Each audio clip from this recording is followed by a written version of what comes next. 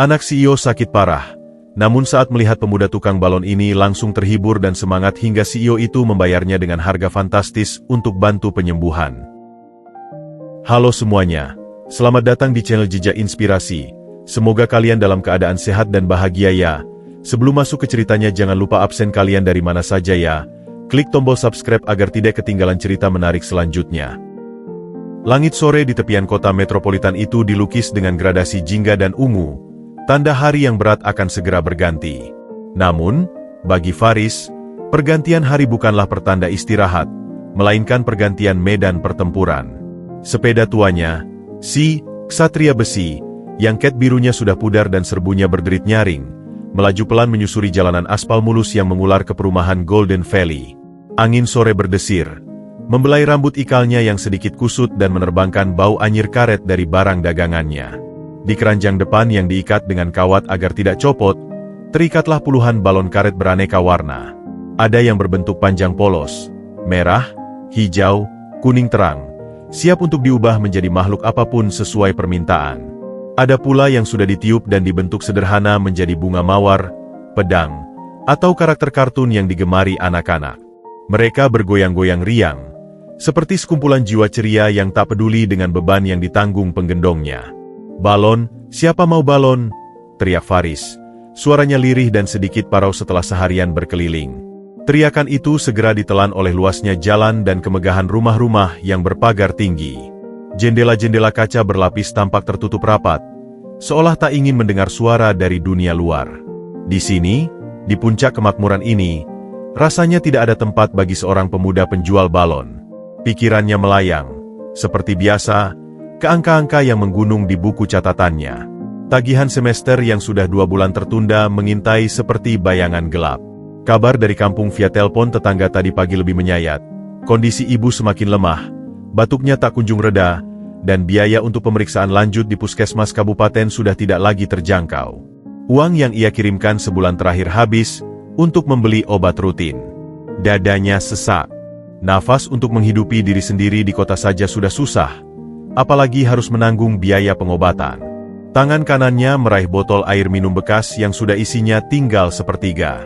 Ia meneguknya, mencoba membasahi kerongkongannya yang kering dan meredakan gemuruh di perutnya yang sejak siang hanya diisi dengan 2 potong roti kering. Matanya, yang biasanya berbinar saat membuat bentuk-bentuk balon, kini terlihat letih dan dipenuhi keraguan. Apakah keputusannya datang ke kawasan ini sia-sia? Temannya, Rudy, yang kerja serabutan di bagian logistik suatu perusahaan, bilang di sini banyak orang kaya yang mungkin punya anak sakit dan butuh penghiburan. Mungkin mereka bisa kasih tips besar, bisik Rudy. Tapi setelah 1 jam berkeliling, Faris hanya bertemu dengan satpam yang melarangnya berjualan, mobil-mobil mewah yang melintas cepat, dan kesunyian yang menyiksa. Dia menghentikan sepedanya di bawah sebuah pohon rindang di sudut jalan.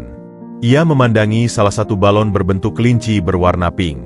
Itu adalah bentuk pertama yang ia kuasai dulu, diajarkan oleh almarhum ayahnya yang dulu juga pandai membuat mainan dari barang bekas.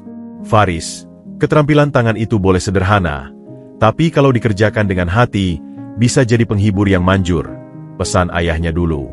Namun, di tengah tekanan hidup yang mencekik, apakah penghibur masih relevan? Apakah senyum anak-anak cukup untuk menebus semua kesulitan ini? Dia menarik napas dalam-dalam, mencoba mengusir keputusasaan. Bau karet balon yang familiar, entah bagaimana memberinya sedikit kekuatan. Setidaknya, selama masih ada balon dan napas untuk meniupnya, ia masih punya sesuatu untuk diperjuangkan. Ia memutuskan untuk mencoba 1 putaran lagi, menyusuri bagian dalam Golden Valley yang lebih dalam, sebelum akhirnya menyerah dan kembali ke indekosnya yang sempit. Sementara itu, dari balik salah satu jendela kaca di rumah megah bernomor 8, sepasang mata kecil yang penuh dengan kelelahan dan kebosanan, tanpa sengaja melihat titik warna-warni yang bergerak pelan di ujung jalan. Mata itu milik Melia, yang sudah terlalu lama hanya melihat langit-langit kamar, dinding steril, dan wajah-wajah orang dewasa yang masih penuh kasih, namun juga menyimpan kecemasan yang tak bisa mereka sembunyikan. Titik warna-warni itu, sekecil dan sesederhana apapun, adalah hal paling berbeda yang ia lihat hari itu. Sebuah percikan keingintahuan, yang sangat samar, mulai menyala dalam dirinya yang lelah. Faris pun mulai mengayuh lagi, Tanpa tahu bahwa desahan angin yang membawa teriakannya yang lirih dan warna-warni balon di keranjangnya tengah menuju sebuah titik pertaubatan takdir. Perjalanan yang dimulai dari keputusasaan seorang pemuda ternyata akan bersinggungan dengan kesunyian seorang anak gadis dan mengubah jalan hidup banyak orang selamanya. Hawa di dalam rumah megah nomor 8 itu dingin, bukan hanya dari AC sentral yang diatur pada suhu optimal untuk pasien, tetapi dari beku yang menyelimuti setiap sudutnya. Kesunyian di sana memiliki berat dan tekstur. Ia terasa seperti kabut pekat yang menekan gendang telinga dan menggenangi ruang-ruang luas yang dihiasi karya seni mahal dan perabotan minimalis. Di tengah ruang keluarga yang didominasi warna putih dan kayu oak, sebuah dipan khusus telah menjadi pusat alam semesta yang menyedihkan. Di atasnya, terbaring Melia. Tubuh mungilnya, yang dulu lincah berlari di taman bermain, kini nyaris tenggelam di antara bantal-bantal lembut dan selimut sutra. Sebuah mesin kecil dengan selang transparan tersambung halus ke hidungnya, membantu setiap tarikan napas yang terasa seperti usaha besar baginya. Wajahnya, yang dulu seperti porselen dengan semburat merah di pipi, kini pucat dan tipis. Bulu matanya yang panjang terlihat kontras dengan kulitnya yang hampir transparan. Penyakit langka yang menyerang sistem imunnya ibarat pencuri yang diam-diam menggerogoti cahaya dari dalam. Di sisi kiri dipan, Bu Indah duduk di atas kursi malas. Tangan kanannya tak henti-hentinya mengelus punggung tangan Melia dengan gerakan monoton yang penuh kecemasan. Matanya, lingkaran hitam di bawahnya semakin dalam, tak pernah lepas dari monitor kecil yang menampilkan detak jantung dan kadar oksigen darah putrinya. Setiap garis grafik yang sedikit menurun membuat jantungnya ikut berdebar kencang. "Mia, sayang, lihat. Bunda ambilkan jus stroberi kesukaanmu, ya?" bisiknya. Suaranya serak karena menahan tangis. Melia hanya menggeleng pelan. Bibirnya yang kering bergetar membentuk kata, "Nggak mau." Pandangannya kosong menatap langit-langit tinggi yang dihiasi lampu kristal. Benda berkilauan itu tak lagi menarik baginya. Dunia telah menyempit menjadi rasa lelah yang tak berujung, mual yang konstan, dan kebingungan mengapa tubuhnya tidak mau menurut. Sementara itu, di ruang kerja yang terletak di sayap berlawanan, Pak Suroto berdiri di depan jendela panoramik. Tapi pemandangan kolam koi dan taman yang tertata rapi di bawahnya sama sekali tidak masuk ke dalam matanya. Yang ia lihat adalah baris-baris angka dan grafik menurun di tablet yang ia pegang. Laporan dari CFO-nya tadi siang menyampaikan berita buruk. Serangan bisnis yang dilancarkan oleh kompetitor utamanya, Grup Arta Wijaya, semakin gencar. Mereka telah menyabotase pasokan bahan baku kunci dan menyebarkan rumor negatif tentang stabilitas keuangan perusahaannya, PT Surya Kencana, di kalangan investor. Tawaran pengambil alihan yang bersifat ramah, namun jelas-jelas ingin menjegal, sudah tergeletak di mejanya, menunggu tanda tangan. "Suroto, kita butuh keputusan. Pasar saham kita turun 15% dalam seminggu." Beberapa dewan direksi mulai gelisah. Suara ajudannya yang setia, Wisnu, terdengar dari speaker telepon. Suroto mengusap dahinya yang berkeringat dingin. "Aku tahu, Wis. Tapi aku tidak bisa berpikir jernih." "Melia." "Saya mengerti, Pak. Tapi jika PT Surya Kencana jatuh, sumber daya untuk pengobatan Nona Melia juga akan sangat terpengaruh. Ini lingkaran setan. Itulah beban ganda yang menghancurkannya. Di satu sisi, ia adalah CEO yang harus menyelamatkan kerajaan bisnis yang dibangunnya dari nol, menyelamatkan ribuan karyawan yang menggantungkan hidup padanya. Di sisi lain, ia adalah seorang ayah yang merasa gagal total karena tidak bisa melakukan apapun untuk menyelamatkan nyawa anaknya, meski dengan semua kekayaannya. Uang bisa membeli perawatan medis terbaik, dokter-dokter ternama dari luar negeri, tapi ternyata tidak bisa membeli kesembuhan yang dijamin. Dan yang paling menyakitkan, uang jelas tidak bisa membeli kembali senyum dan tawa ceria putri kecilnya. Ia meninggalkan ruang kerja dan berjalan pelan menyusuri koridor sunyi menuju ruang keluarga. Dari kejauhan, ia melihat siluet istrinya yang seperti patung kesedihan di samping putri mereka yang terbaring lemah. Dadanya sesak. Percakapan dengan dokter spesialis yang tadi masih terngiang, kondisi psikologis pasien sangat mempengaruhi sistem imunnya, Pak Suroto. Stres, kesedihan, rasa putus asa, semua itu adalah racun bagi proses penyembuhannya. Kami butuh sesuatu, apapun itu, yang bisa membangkitkan semangat hidup Nona Melia. Semangat hidup. Kata-kata itu terasa seperti lelucon pahit. Bagaimana mungkin seorang anak yang terus-menerus dirundung rasa sakit dan dibatasi ruang geraknya bisa memiliki semangat hidup? Apa yang bisa ia berikan? Mainan baru? Ia sudah membeli semua yang ada di toko. Hiburan? Pelawak terkenal sudah diundang. Tapi Melia hanya menatap mereka dengan mata kosong. Anjing peliharaan? Dokter melarang karena risiko infeksi. Ia mendekat dan berlutut di sisi lain dipan.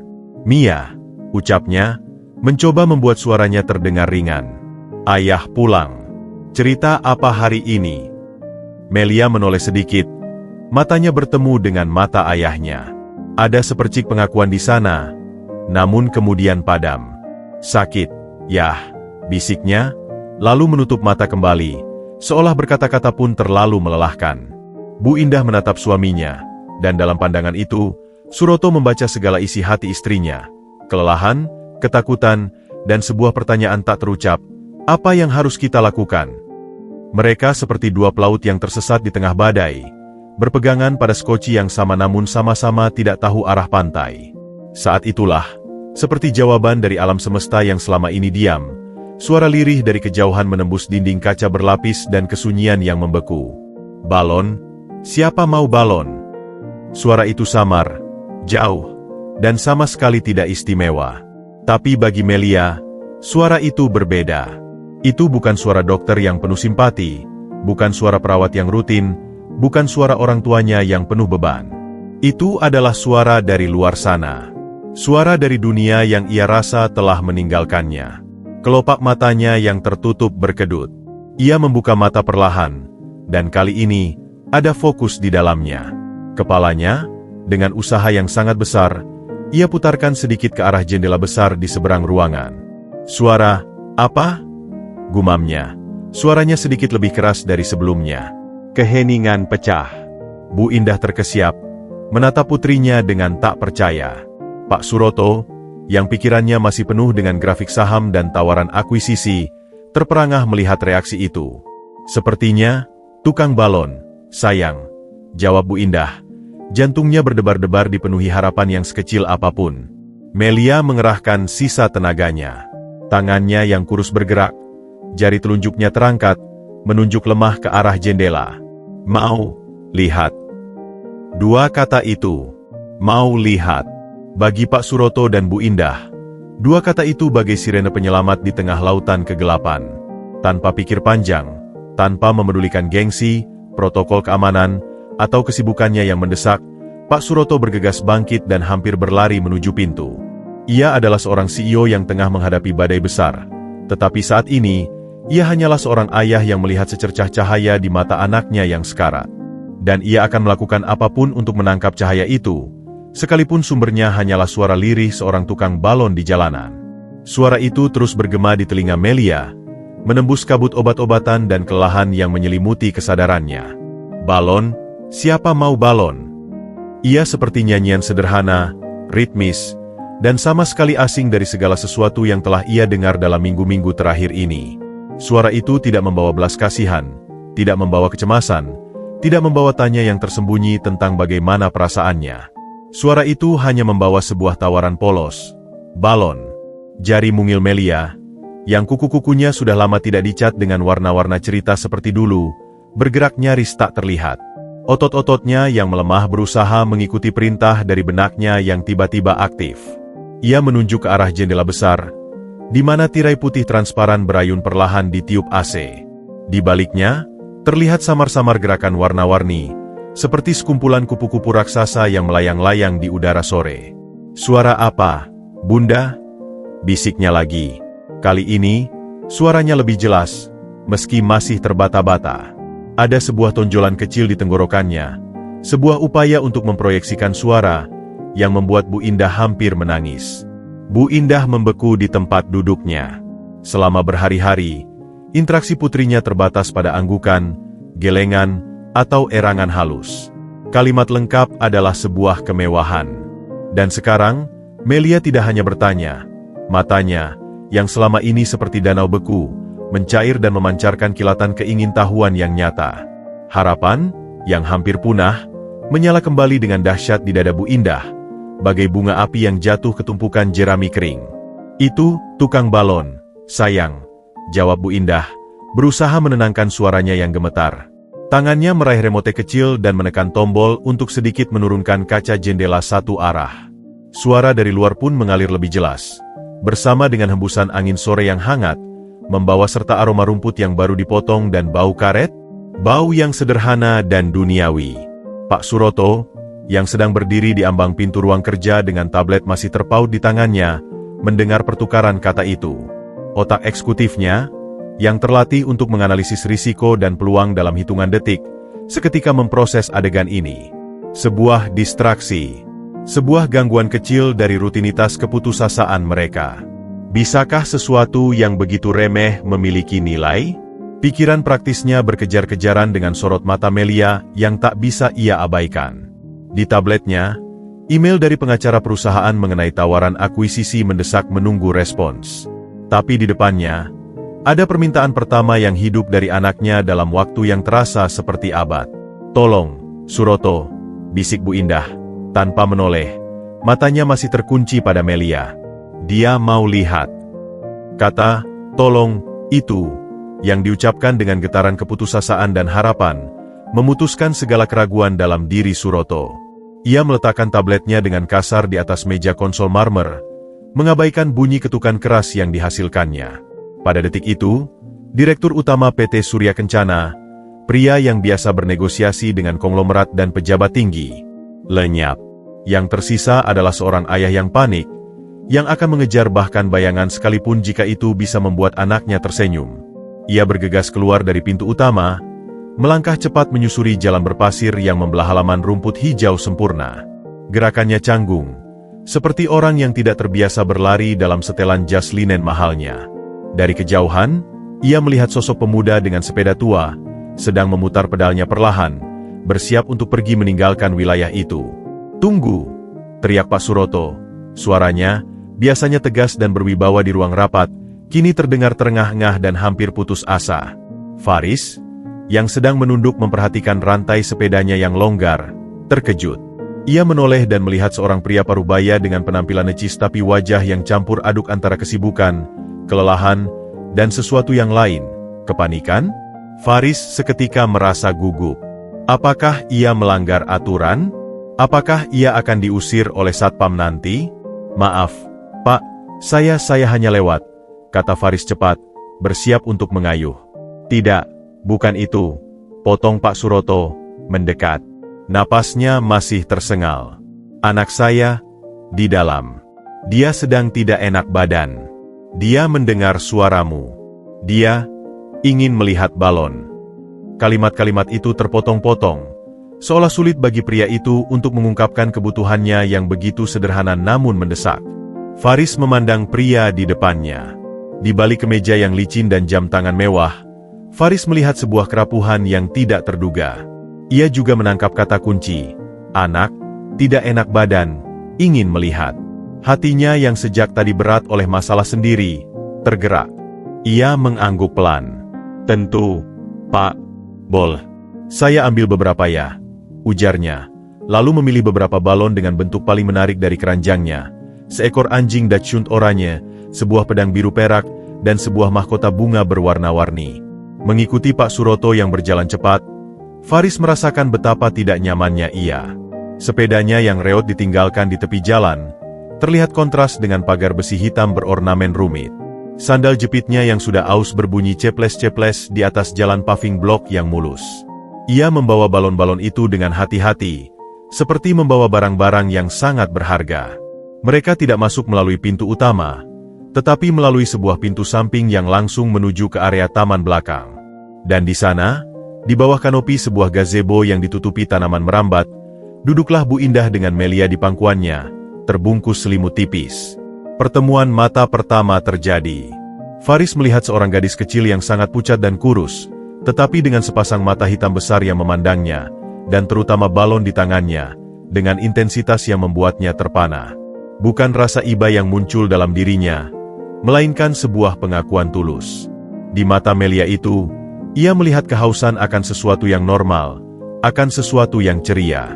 Dan Melia, Melihat pemuda bertampang bersahaja dengan rambut ikal berantakan dan senyum yang agak nervous itu, serta gumpalan warna-warni di tangannya, merasa sesuatu dalam dirinya yang beku mulai retak. Ini bukan dokter. Ini bukan orang yang akan menanyainya atau menyuntiknya. Ini adalah orang balon. Sayang, ini Bang Faris, ucap Bu Indah. Suaranya bergetar penuh emosi. Faris mendekat, tidak terlalu dekat, dan berlutut di atas rumput agar sejajar dengan Melia. "Halo, Mia," ucapnya, menggunakan nama panggilan yang ia dengar dari Bu Indah tadi. Suaranya lembut, berbeda dengan teriakannya di jalan tadi. "Aku bawa teman-teman. Ini si Dogi," ia acungkan anjing Dachshund. "Ini pedang keberanian, dan ini mahkota putri." Melia tidak segera menjawab.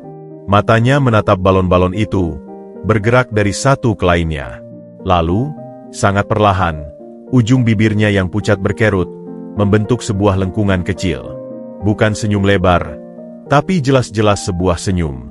Bu Indah menutup mulutnya dengan tangan, menahan isak.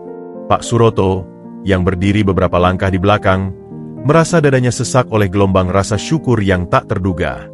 Pada titik itu, di gazebo yang teduh, dengan seorang pemuda tukang balon yang tidak mereka kenal, bisikan dari balik jendela telah membawa masuk sebuah percikan kecil keajaiban ke dalam kesunyian rumah nomor 8. Dan percikan itu, sekecil apapun, ternyata cukup terang untuk mulai mencairkan es yang membeku di hati mereka semua.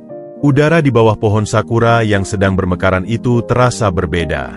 Meskipun masih di dalam kompleks rumah nomor 8, gazebo batu marmer dengan kanopi tanaman merambat itu memberikan ilusi ruang tersendiri, seolah terpisah dari rumah besar yang bernuansa steril dan penuh tekanan. Kelopak-kelopak sakura berwarna merah muda pucat berjatuhan sesekali, menari-nari di angin sore sebelum mendarat di atas rumput hijau yang dipotong sempurna, atau di atas bahu Faris yang sederhana. Faris merasa seperti berada dalam sebuah gelembung yang rapuh.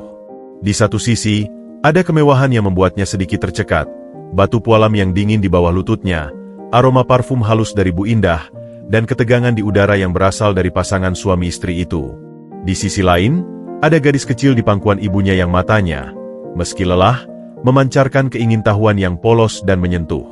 Ia memutuskan untuk fokus pada yang terakhir. "Jadi, Mia," ucap Faris, melupakan sejenak Pak Suroto yang berdiri seperti penjaga di belakang. "Teman-teman balonku ini butuh pemilik.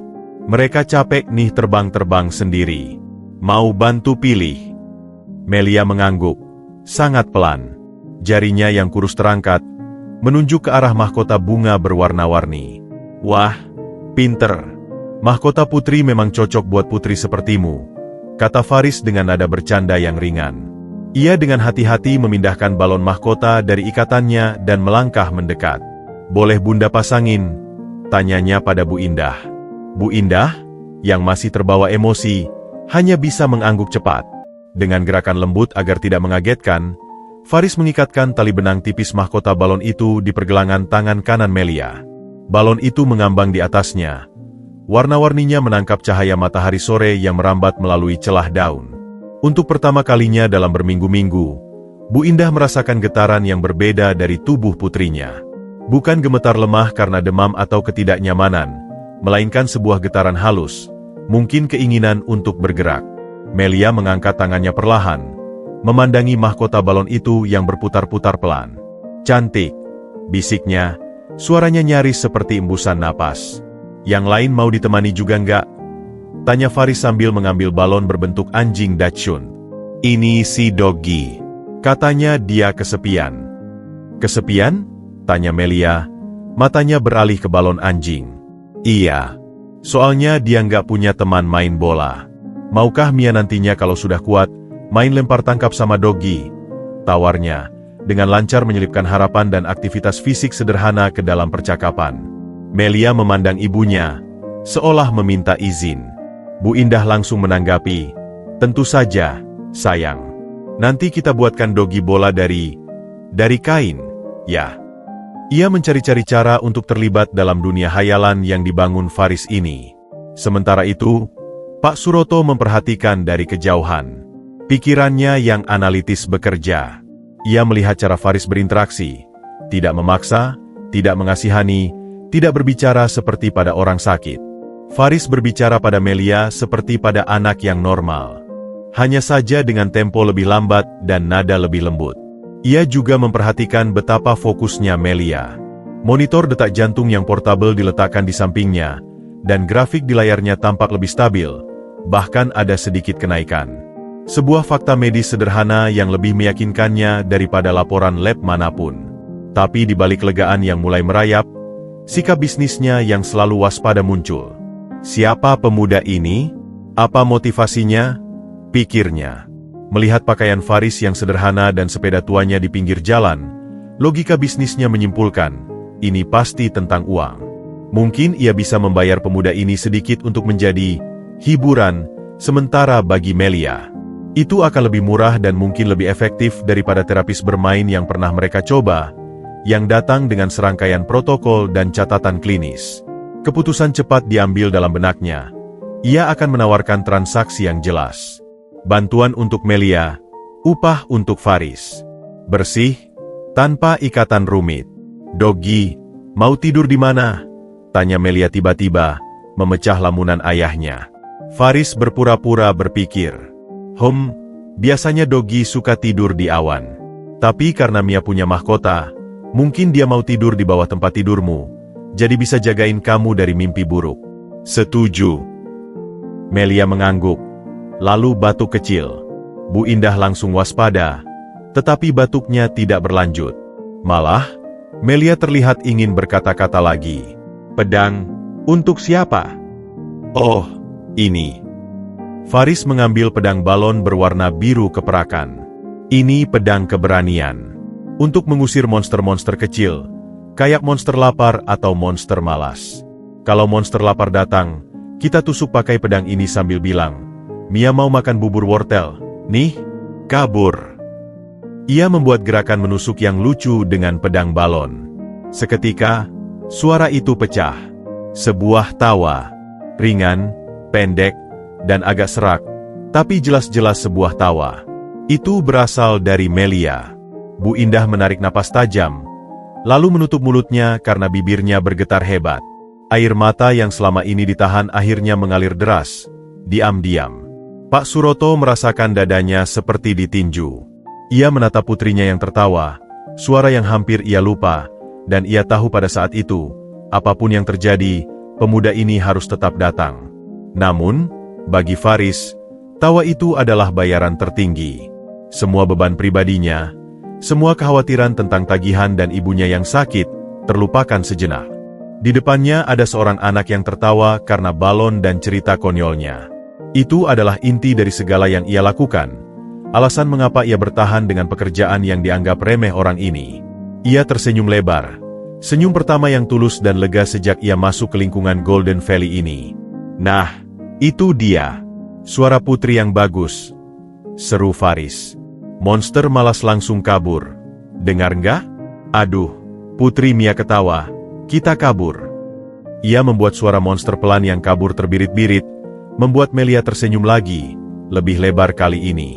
Waktu terasa berjalan cepat. Hampir 1 jam berlalu dengan Faris yang membuat cerita-cerita sederhana, Bu Indah yang mulai ikut berimajinasi, dan Melia yang perlahan merespons dengan lebih banyak kata dan ekspresi. Pak Suroto akhirnya mendekat, duduk di bangku gazebo.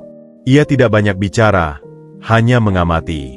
Saat matahari mulai lebih rendah dan angin sore berubah dingin, Bu Indah berbisik, "Mia, sayang, sudah lama. Kita masuk. Ya, biar istirahat." Biasanya, kalimat seperti itu akan ditanggapi dengan rengekan atau kesedihan oleh Melia. Tapi sekarang, ia melihat ke arah Faris. Besok, Bang Faris datang lagi. Pertanyaan itu menggantung di udara. Semua mata tertuju pada Faris, termasuk Pak Suroto dengan tatapannya yang kini lebih calculative. Faris memandang Melia, melihat cahaya harapan di matanya yang tidak mungkin ia tepis. Ia juga memikirkan realita. Ia butuh uang, dan di sini ada keluarga yang jelas mampu membayar. Namun, yang lebih kuat dari itu adalah perasaan tulus ingin melihat gadis kecil ini tersenyum lagi. Dia mengulurkan tangan kecilnya, kelingkingnya terangkat. Janji. Faris tersenyum, menyambut kelingking mungil itu dengan kelingkingnya sendiri. Janji. Besok Bang Faris bawa teman baru. Mungkin naga, atau unicorn. Pak Suroto berdiri. Baik. Kami akan menunggumu besok sore. Ia merogoh dompetnya, mengambil beberapa lembar uang berjumlah cukup besar. Seringgit tukang ojek online mungkin perlu beberapa hari untuk mendapatkannya, dan menyodorkannya pada Faris. Ini untuk hari ini. Faris melihat nominalnya. Jantungnya berdebar. Itu uang yang sangat berarti baginya. Tapi ia juga melihat cara pemberiannya. Transaksional, seperti membayar jasa. Ia menerimanya dengan rasa syukur yang bercampur sedikit rasa tidak enak. Terima kasih, Pak.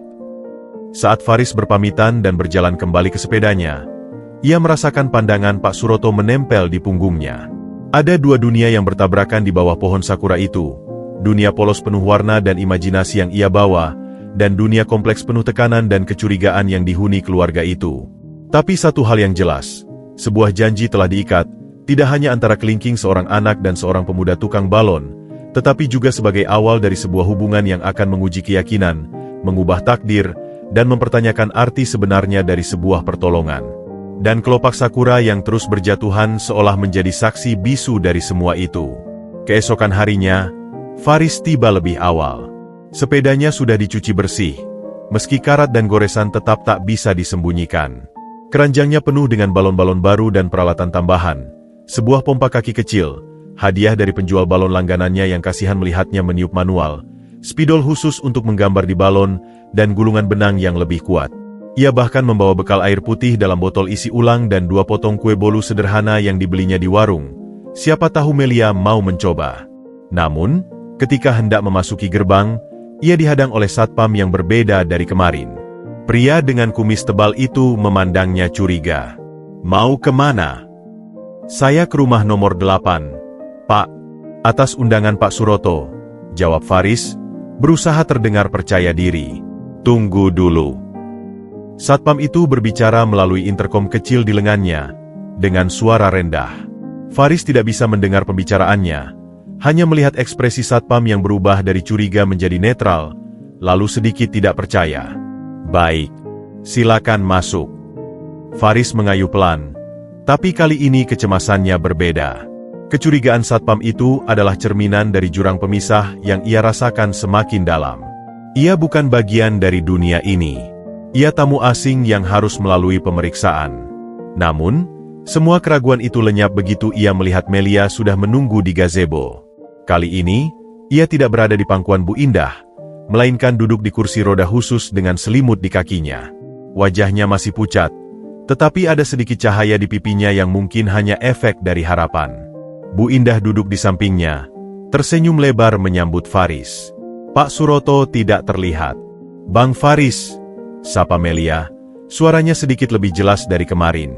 Mia, wah, hari ini kamu sudah pakai kereta kencana, seru Faris, mendekat. Cocok nih sama mahkota balonmu yang masih setia. Melia mengangkat tangannya, melihat mahkota balon yang masih terikat di pergelangannya. Ia sudah meminta agar tidak dilepas semalam. Iya, dia jagain aku. Hebat. Nah, hari ini Bang Faris bawa bahan spesial. Faris mengeluarkan balon berwarna putih susu yang panjang. Kita mau bikin gugu. Si kelinci. Kelinci? Mata Melia berbinar. Ia punya banyak boneka kelinci di kamarnya yang sudah lama tidak disentuhnya. Iya, tapi ini kelinci yang spesial. Namanya Gugu karena dia selalu bilang, gugu-gugu, kalau lagi seneng. Faris mulai bekerja.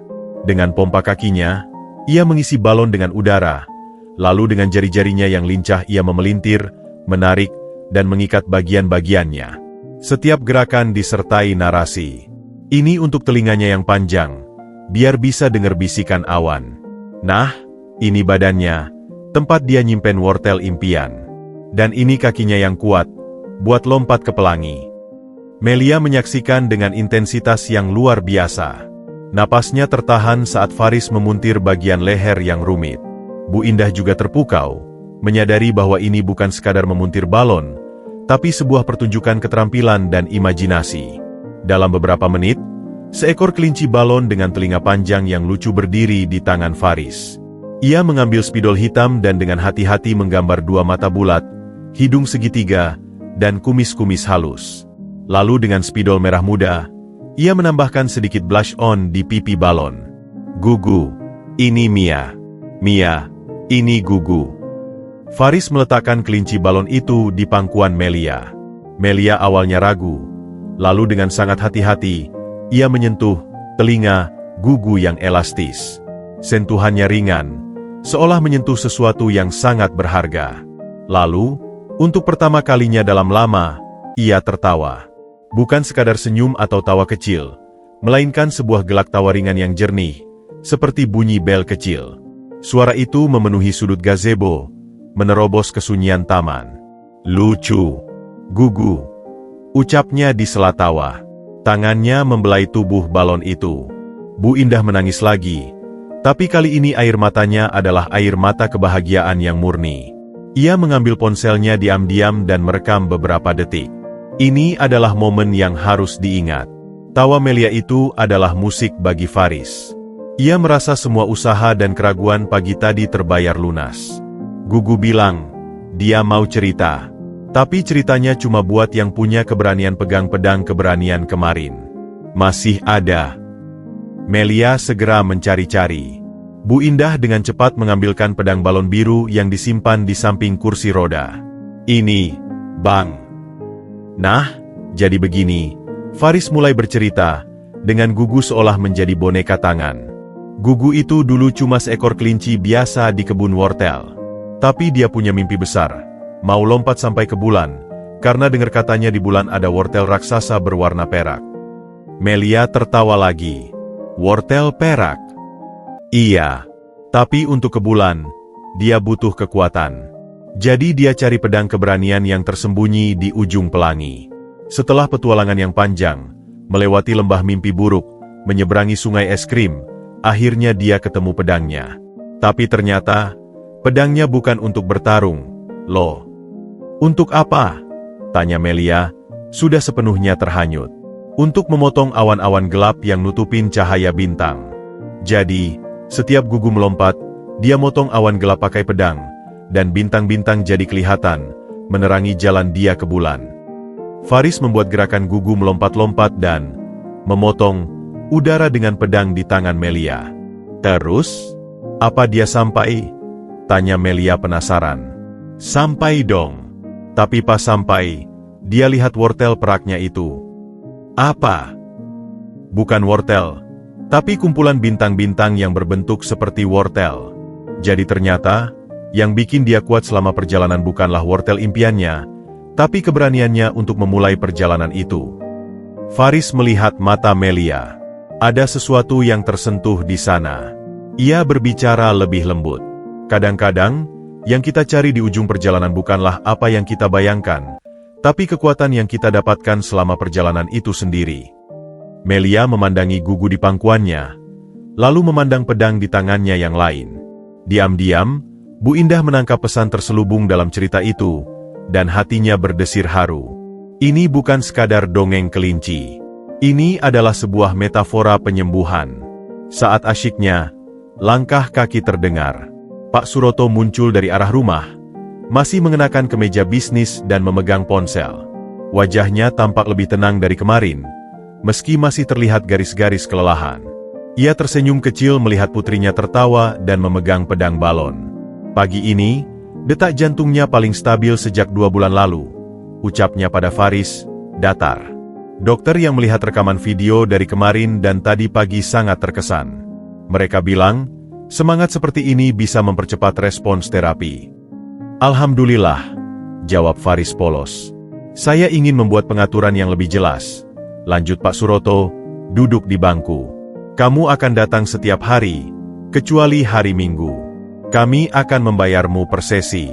Anggaplah ini sebagai kontrak kerja paruh waktu. Kata, kontrak kerja, itu menggantung. Faris merasa sedikit tersentak. Kontrak. Ini semakin mengukuhkan bahwa hubungan mereka adalah transaksi. Tapi, uang itu ia butuhkan. Dan untuk Melia, ia mau melakukan apa saja. Berapa lama setiap sesinya? Pak, tanyanya. 1 hingga 2 jam, tergantung kondisi Melia. Kami bayar per sesi, dengan jumlah yang sudah saya tentukan. Ia menyebutkan angka yang membuat Faris hampir tersedak. Itu adalah jumlah yang lebih dari cukup untuk biaya hidupnya seminggu, hanya dalam 1 atau 2 jam. Dan ada bonus jika ada perkembangan signifikan pada Melia. Bu Indah sedikit cemberat. Suroto, Faris ini bukan sekadar pegawai. Saya tahu, Indah, potong Suroto, suaranya halus tapi tegas. Tapi dalam dunia bisnis, yang jelas lebih baik. Faris juga butuh kepastian, kan? Ia menatap Faris. Faris mengangguk, meski hatinya campur aduk. Iya, Pak. Terima kasih. Kepastian finansial adalah hal yang langka dalam hidupnya. Tapi ada sesuatu tentang formalitas ini yang mengikis keindahan momen tadi. Bagus. Oh, dan untuk keamanan, kamu akan kami daftarkan sebagai tamu rutin. Jadi Satpam tidak akan menghalangi lagi. Melia, yang tidak sepenuhnya memahami percakapan orang dewasa, mengangkat gugu. Ayah, lihat, gugu. Pak Suroto tersenyum lebih lebar, senyum asli yang jarang terlihat. Cantik, sayang. Ia membelai kepala Melia. Kamu senang Bang Faris datang? Senang, jawab Melia dengan lantang. Besok mau bikin apa, Bang Faris? Faris tersenyum padanya, melupakan sejenak kontrak tadi. Besok kita bikin kapal luar angkasa. Buat gugu jalan-jalan ke bintang yang berbentuk wortel tadi. Wah, mata Melia berbinar. Namun, di balik kegembiraan itu, Pak Suroto sudah berpikir lebih jauh. Ia telah menyuruh Wisnu, ajudannya, untuk melakukan background check menyeluruh pada Faris. Ia harus memastikan tidak ada risiko. Bisnisnya sedang dalam keadaan rapuh, dan ancaman dari kompetitor nyata. Ia tidak bisa mengambil risiko dengan membiarkan orang asing mendekati keluarganya tanpa filter. Niatnya baik, melindungi, tetapi caranya menciptakan dinding yang tidak terlihat antara mereka. Saat Faris pulang nanti, ia akan membawa uang yang lebih banyak dari yang pernah ia dapatkan dalam sehari, juga sebuah kelinci balon putih yang ia buat ekstra untuk dibawa pulang. Tapi ia juga akan membawa perasaan ambigu, bahagia melihat senyum Melia, tapi juga merasa seperti menjadi karyawan hiburan yang disewa. Dan gugu, si kelinci balon, menjadi simbol dari hubungan baru mereka yang indah namun mulai diikat oleh seutas benang yang bukan hanya benang balon, tetapi juga benang transaksi dan kecurigaan. Dunia warna-warni balon dan dunia hitam putih bisnis telah bertemu, dan kelinci bernama Gugu berada tepat di tengah-tengahnya. Matahari sore mulai merangkak turun, melukis langit dengan warna jingga dan lembayung yang secara perlahan menelan cahaya keemasan di taman rumah nomor 8. Kelopak-kelopak sakura yang masih tersisa bergoyang lemah, seakan ikut mengantarkan hari yang penuh warna. Di gazebo, sesi hari kedua hampir berakhir. Di pangkuan Melia, bukan hanya gugu si kelinci balon, tetapi juga kapal roket kecil berwarna perak yang baru saja selesai dibuat Faris, serta seekor burung pelikan berleher panjang yang dibuat khusus karena Melia bilang ingin ada yang menemani gugu. Jadi, burung peli ini tugasnya nanti antar surat dari gugu ke bintang-bintang. Ya, jelas Faris, menunjuk ke burung balon berwarna biru muda. Kalau gugu lagi kesepian di bulan, dia bisa kirim surat ke bintang terdekat. Melia mengangguk serius, seolah menerima tugas penting. Wajahnya tampak lebih cerah. Selama 2 jam tadi, ia tidak hanya duduk pasif. Ia beberapa kali mencoba memegang pompa kaki, dan meski tangannya lemah, Faris membantunya menekan sekali, sebuah prestasi kecil yang membuatnya tersenyum bangga. Ia juga sudah minum setengah gelas jus jeruk dan menyantap sepotong kecil kue bolu yang dibawa Faris, sesuatu yang membuat Bu Indah hampir menangis lagi. Aku capek, Bang, ucap Melia akhirnya, menguap kecil. Namun, capek yang ia ucapkan kali ini berbeda. Bukan kelelahan putus asa yang biasa, melainkan kelelahan puas setelah beraktivitas. Wah, berarti petualangan hari ini sukses, seru Faris. Gugu, burung peli, dan Kapten Roket juga pasti capek. Mereka mau tidur dulu. Faris mulai membereskan peralatannya. Pompa kaki, sisa balon, spidol. Hatinya terasa hangat. Ia melihat langsung dampak kecil yang ia bawa. Tapi di sudut lain, Ia juga merasa lelah secara berbeda. Berinteraksi dengan penuh energi dan kreatif selama 2 jam penuh, sambil terus waspada dengan tuan rumah yang terkadang mengamatinya dengan tatapan analitis, adalah pekerjaan emosional yang melelahkan. Saat ia berdiri untuk berpamitan, Melia tiba-tiba meraih ujung kemeja kotak-kotaknya yang sederhana. Genggamannya lemah, tapi maksudnya jelas. "Besok, Bang Faris datang lagi?" tanyanya. Mata besarnya yang hitam menatapnya penuh harap. Ada ketakutan kecil di sana. Ketakutan bahwa keajaiban sore ini akan berakhir dan esok hari ia akan kembali pada kesunyian kamarnya yang membosankan. Pertanyaan itu menggantung di udara, lebih berat dari semua balon di keranjang Faris. Bu Indah menahan napas, menunggu. Pak Suroto, yang tadi sebentar muncul lalu kembali ke rumah menerima telepon, baru saja kembali ke gazebo dan mendengar pertanyaan itu. Faris melihat mata Melia. Janji kemarin sudah ditepati. Sekarang ada permintaan baru, sebuah ketergantungan yang mulai tumbuh. Ia merasa hati kecilnya meronta. Waktu yang ia habiskan di sini adalah waktu yang ia tidak bisa gunakan untuk mencari penghasilan lain, mengantar paket, membantu di warung, atau membuat balon untuk acara anak-anak di tempat lain. Uang dari Pak Suroto kemarin dan hari ini memang sangat besar, tapi ia merasa tidak enak hati. Seolah-olah ia memanfaatkan kesedihan sebuah keluarga untuk keuntungannya sendiri, meski niat awalnya tulus. Tapi bagaimana mungkin ia menolak? Bagaimana mungkin ia mengatakan pada gadis kecil yang baru saja menemukan secercah cahaya ini bahwa ia punya urusan lain? Luka di matanya terlalu dalam untuk ditolak. Sebelum Faris menjawab, Pak Suroto melangkah maju. "Tentu saja, sayang. Bang Faris akan datang lagi besok." Ia menatap Faris. "Kecuali kamu ada halangan yang sangat penting." Kalimat itu terdengar seperti tawaran, tetapi nadanya adalah pernyataan. Sebuah ekspektasi yang jelas. Ini sudah menjadi bagian dari kontrak tidak tertulis mereka. Faris merasa sedikit terjebak, tetapi juga lega karena keputusan seakan sudah diambil darinya. "Tidak ada halangan, Pak," jawab Faris, lalu menoleh ke Melia dan tersenyum. "Janji. Besok kita bikin istana untuk Gugu. Atau mungkin kita buatkan dia teman baru, kuda poni yang bisa terbang. Gimana?" Melia tersenyum lebar, mengangguk antusias. "Kuda poni. Ping." "Oke, Ping." Faris menyetujui. Ia melakukan tos imajiner dengan kelingking Melia sekali lagi, sebuah ritual baru mereka. Saat Faris berpamitan dan berjalan menuju sepedanya, Pak Suroto menyertainya hingga ke ujung jalan setapak. "Kami sangat berterima kasih, Faris," ucapnya, suaranya rendah. "Perkembangannya luar biasa." Dokter spesialis yang melihat rekaman tadi siang melalui video call sangat terkesan. Dia bahkan merekomendasikan agar intervensi kreatif ini diteruskan. "Saya juga senang bisa membantu, Pak," jawab Faris tulus. "Tentang pembayaran," lanjut Pak Suroto, merogoh dompetnya lagi. "Kali ini, uang yang disodorkan lebih tebal dari kemarin. Ini untuk hari ini. Dan besok, seperti biasa, pertimbangkan bonus untuk perkembangan hari ini." Faris menerimanya.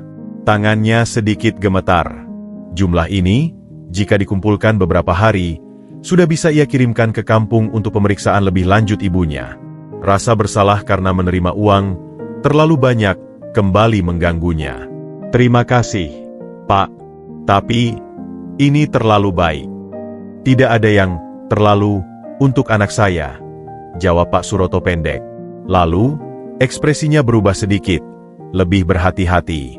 "Oh ya, sebagai keamanan standar, kami melakukan pemeriksaan latar belakang sederhana pada semua orang yang sering berkunjung. Hanya formalitas. Jangan khawatir." Perkataan itu seperti siraman air dingin di tengah kehangatan sore. Pemeriksaan latar belakang Faris merasa dirinya seperti tersorot lampu interogasi. Ia tidak punya apa-apa untuk disembunyikan. Hidupnya terbuka seperti buku. Tapi rasa tidak nyaman itu nyata. Ia merasa privasi dan niat tulusnya dinodai oleh kecurigaan. "Saya tidak punya catatan kriminal, Pak," jawabnya, berusaha terdengar ringan tapi gagal. Tentu. Seperti saya bilang, hanya formalitas," ucap Pak Suroto, menepuk pundaknya. Gerakannya ramah, tapi terasa kaku. Sampai besok. Jaga diri. Faris mengangguk, lalu mengayuh sepedanya meninggalkan rumah nomor 8. Angin sore yang tadinya terasa sejuk, kini terasa menusuk. Di sakunya, uang yang tebal terasa seperti batu pemberat. Di satu sisi, ia bersyukur. Masalah keuangannya untuk beberapa waktu ke depan bisa teratasi. Ibunya bisa segera diperiksa. Tapi di sisi lain, ada rasa hampa. Hubungan indahnya dengan Melia kini resmi menjadi sebuah transaksi yang diawasi. Janji sore hari itu bukan lagi hanya janji antara dua sahabat, tetapi sebuah kewajiban kontrak yang dibayar mahal. Ia melewati pos satpam. Kali ini, satpam yang berbeda menyapanya dengan anggukan hormat. Hati-hati di jalan, Mas. Perlakuan yang berbeda dari pagi tadi. Faris tersenyum kecut. Ia kini adalah tamu terdaftar, bukan lagi pengganggu yang mencurigakan. Semuanya berubah karena uang dan pengaruh Pak Suroto. Sepanjang perjalanan pulang ke indekosnya yang sempit di pinggiran kota, pikiran Faris berputar-putar. Ia membayangkan wajah cerah Melia, tawanya yang jernih. Itu nyata. Itu tulus. Lalu ia membayangkan tatapan calculative Pak Suroto, kata pemeriksaan latar belakang. Itu juga nyata. Mana yang lebih dominan? Sesampainya di rumah, ia segera menelepon tetangga di kampung untuk menanyakan kondisi ibunya. Kabarnya masih sama, lemah tetapi stabil. Dengan perasaan campur aduk, ia menyampaikan bahwa ia akan mengirimkan uang besok pagi untuk membawa ibunya ke rumah sakit kabupaten. Suara tetangga yang bersyukur di seberang telepon membuatnya merasa sedikit lebih baik. Setidaknya, uang ini punya tujuan mulia. Ia melihat kelinci balon putih, Gugu, yang ia bawa pulang. Hadiah dari Melia yang bersikeras agar satu teman Gugu menemaninya di rumah. Balon itu diletakkan di samping bantalnya. Dalam kegelapan kamar, bentuknya yang samar-samar terlihat seperti pengingat akan dua dunia yang ia injak sekarang. Dunia polos penuh warna dan imajinasi di gazebo, dan dunia kompleks penuh transaksi dan kecurigaan di baliknya. Janji sudah diucapkan. Untuk Melia, ia akan datang besok. Tapi dalam hatinya, sebuah pertanyaan mulai menggeliat. Sampai kapan ia bisa mempertahankan ketulusannya di tengah bayang-bayang kontrak dan pemeriksaan ini? Dan apa yang akan terjadi ketika, suatu hari nanti, konflik antara dua dunia itu tak lagi bisa didamaikan? Janji sore hari itu terasa manis, namun mengikat dengan sebuah benang yang mulai terasa semakin kencang dan membuatnya sesak. Pagi berikutnya, sebelum matahari sepenuhnya meninggi, Pak Suroto sudah berada di ruang kerjanya yang terletak di lantai 2 rumahnya. Kaca patri jendela menyaring cahaya pagi menjadi pola-pola berwarna di atas karpet Persia yang tebal, tetapi keindahan itu luput dari perhatiannya. Di hadapannya, di layar komputer berukuran lebar, terpampang 3 jendela berbeda. Satu berisi grafik saham PT Surya Kencana yang masih berwarna merah, satu berisi draft tawaran akuisisi dari grup Arta Wijaya yang syarat dengan klausul-klausul menguntungkan mereka, dan satu lagi berisi profil sederhana Faris yang telah dikumpulkan oleh Wisnu. Jadi, ini semua yang kita punya? Tanya Pak Suroto, matanya menyapu dokumen digital di layar. Wisnu, yang berdiri di seberang meja dengan postur tegap, mengangguk. Ya, Pak. Faris Al-Rahman, 21 tahun. Mahasiswa semester akhir jurusan pendidikan guru sekolah dasar di Universitas Negeri di sini. IPK cukup baik. Ayah sudah meninggal. Ibu sakit-sakitan tinggal di kampung di Jawa Timur. Tidak ada catatan kriminal. Bekerja serabutan untuk membiayai kuliah dan mengirim uang ke ibunya. Pekerjaan utama, membantu penjual balon langganan dan kadang-kadang berkeliling sendiri. Tempat tinggal, indekos di daerah Manggarai, kamar berbagi dengan 2 orang lain. Hubungan sosialnya sangat sederhana, Pak. Berteman dengan sesama mahasiswa dan pekerja serabutan. Tidak terlibat organisasi kampus yang mencolok. Aktivitas online pun biasa saja. Tidak ada konten radikal atau provokatif. Pak Suroto mendengus, memutar kursinya menghadap ke jendela. Terlalu bersih. Justru itu, Pak, kata Wisnu, hati-hati memilih kata. Mungkin memang hanya pemuda baik yang sedang berjuang. Motivasi finansialnya jelas, dan itu bisa kita kendalikan dengan pembayaran yang baik. Bisa. Tapi tetap saja, Pak Suroto menoleh, matanya menyipit. Mengundang orang asing secara rutin, dengan intensitas emosional yang tinggi seperti ini, di tengah situasi bisnis kita yang sedang diintai, menurutku berisiko. Artawijaya sudah tidak main halus. Mereka tahu titik lemah saya adalah Melia. Bagaimana jika ini adalah cara mereka untuk menyusup? Menempatkan seseorang yang bisa mendekati putri saya, mendapatkan kepercayaan kita, lalu? Ia tidak menyelesaikan kalimatnya. Tetapi imajinasi terburuknya sudah berkecamuk. Wisnu menghela napas. Ia sudah melayani Pak Suroto selama 15 tahun, melalui pasang surut bisnis. Ia paham betul paranoia yang muncul dari tekanan ganda seperti ini. Saya paham kekhawatiran Bapak. Tapi melihat perkembangan Nona Melia, apakah kita bisa mengorbankan itu? Dokter spesialis anak dan psikolog anak yang Bapak datangkan kemarin via telekonferensi, sangat menganjurkan untuk melanjutkan interaksi ini. Mereka bilang, itu adalah intervensi non-medis terbaik yang pernah mereka lihat. Ya, saya tahu, geram Pak Suroto, menepuk meja. Itulah dilemanya. Di satu sisi, untuk Melia, ini seperti udara segar. Di sisi lain, untuk keamanan bisnis dan keluarga, ini potensi lubang keamanan. Ia berdiri dan berjalan mondar-mandir. Apa yang kita tahu tentang kompetitor kita? Mereka licik. Mereka bisa memanfaatkan celah seperti ini. Bayangkan jika tiba-tiba ada kecelakaan saat Faris di sini, atau jika mereka menyuapnya untuk memberikan informasi tentang rutinitas kita, tentang sistem keamanan rumah. Faris tampaknya bukan tipe yang bisa disuap dengan mudah. Pak, dari observasi, ia punya integritas, sanggah Wisnu. Semua orang punya harga, Wis. Dan untuk pemuda yang sedang terdesak seperti dia, harganya mungkin lebih rendah dari yang kita kira. Pak Suroto berhenti di depan akuarium ikan hias besar, memandangi ikan-ikan koi yang berenang tenang. Tapi, melihat mata Melia. Suaranya terdengar lirih, penuh konflik. Dia sudah mulai makan tanpa disuap. Dia meminta untuk dibawa ke gazebo setiap jam 3. Dia bahkan tadi malam bertanya kapan, besok, datang. Itu adalah kemajuan yang lebih berarti daripada semua obat mahal yang kita beli. Keputusan ada di tangan Bapak, kata Wisnu, menyerah. Saya hanya bisa memberikan analisis risiko. Tapi sebagai orang yang juga melihat Nona Melia tumbuh besar, hati saya condong untuk mengambil risiko tersebut, dengan pengamanan ekstra tentunya. Pengamanan ekstra, gumam Pak Suroto. Ia kembali ke mejanya. Perketat pengawasan di sekitar rumah. Pasang kamera pengawas tambahan di area gazebo. Tersembunyi, jangan sampai Melia atau Faris tahu. Dan awasi semua komunikasi Faris jika memungkinkan. Saya ingin tahu apakah ada kontak mencurigakan yang ia terima sebelum atau setelah dari sini. Wisnu mengernyit. Pak, itu mungkin melangkah terlalu jauh.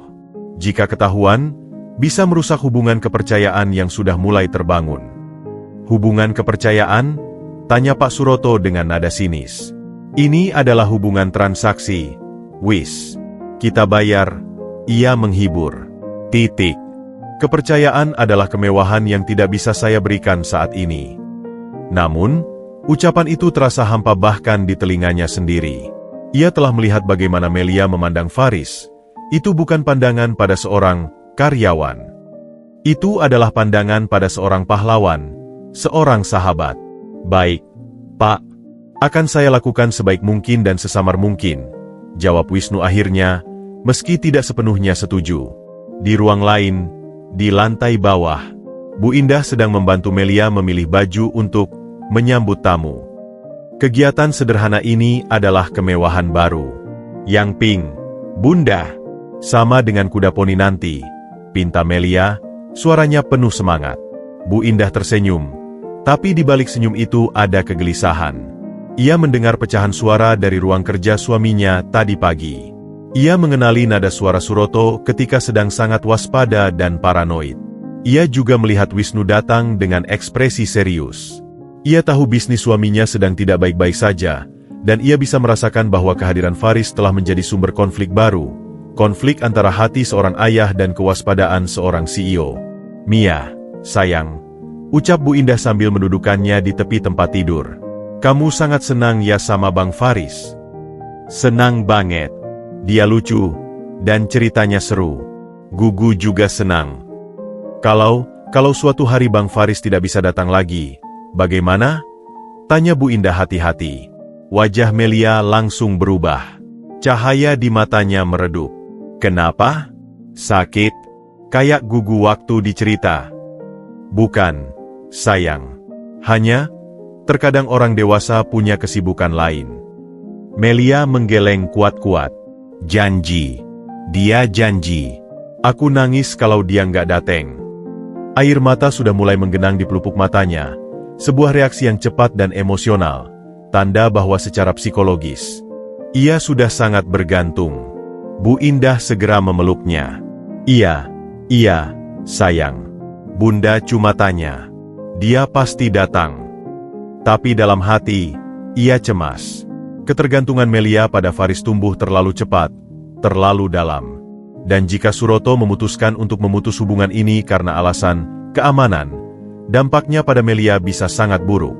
Ia harus berbicara dengan suaminya. Sore itu, sebelum Faris datang, Bu Indah menyempatkan diri masuk ruang kerja Suroto. Kita perlu bicara, Suro. Suroto yang sedang menandatangani dokumen, mengangkat kepalanya.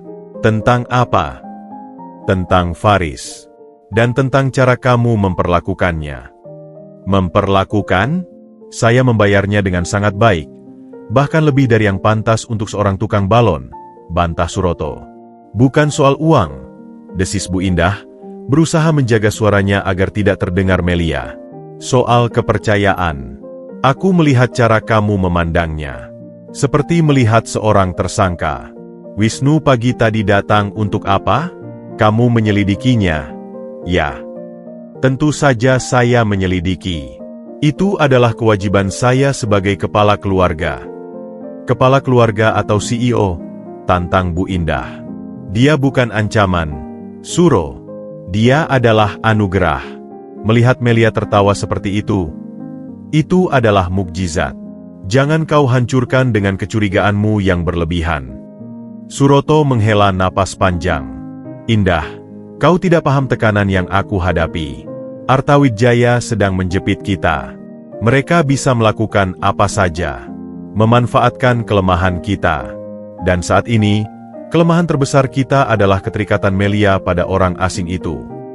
Jadi solusinya adalah mengisolasi Melia kembali, mengembalikannya pada kesunyian dan keputusasaan. Suara Bu Indah mulai meninggi. Dokter bilang semangatnya adalah kunci penyembuhan. Faris adalah satu-satunya yang berhasil membangkitkan itu. Apakah bisnismu lebih penting daripada nyawa anak kita? Pukulan itu tepat sasaran. Suroto menatap istrinya. Wajahnya berkerut oleh rasa sakit dan kemarahan. Kau pikir ini hanya tentang bisnis? Jika perusahaan ini kolaps, dari mana kita biayai pengobatan Melia yang jutaan per minggu itu? Dari mana kita bayar dokter spesialis dari Singapura? Semua itu butuh uang, Indah. Dan uang itu datang dari perusahaan yang sekarang sedang terancam. Pertengkaran mereka terhenti sejenak, diisi oleh napas berat kedua belah pihak. Mereka jarang bertengkar, tapi tekanan bulan-bulan terakhir ini telah mengikis kesabaran mereka. Aku hanya minta, kata Bu Indah akhirnya, lebih kalem, beri dia kesempatan. Percayai dia. Jangan jadikan setiap kunjungannya seperti interogasi terselubung. Untuk Melia. Suroto menunduk, menatap tangannya. Ia tahu istrinya benar. Tapi naluri bisnis dan perlindungannya sulit untuk ditahan. Aku akan berusaha, ucapnya akhirnya, sebuah kompromi. Tapi pengawasan keamanan ekstra tetap harus ada. Untuk jaga-jaga. Bu Indah mengangguk, menerima itu sebagai kemenangan kecil. Saat itulah, dari bawah, teriak riang Melia terdengar. Bang Faris datang. Bang Faris datang. Konflik di balik tirai ruang kerja itu terpaksa berhenti, ditutupi oleh topeng ketenangan. Suroto dan Indah turun bersama, menyambut Faris dengan senyuman yang, meski tulus dari Indah, masih terasa kaku dari Suroto. Faris, yang tidak tahu tentang pertengkaran dan investigasi yang terjadi, tersenyum lepas membawa balon pink untuk kuda poni yang dijanjikan.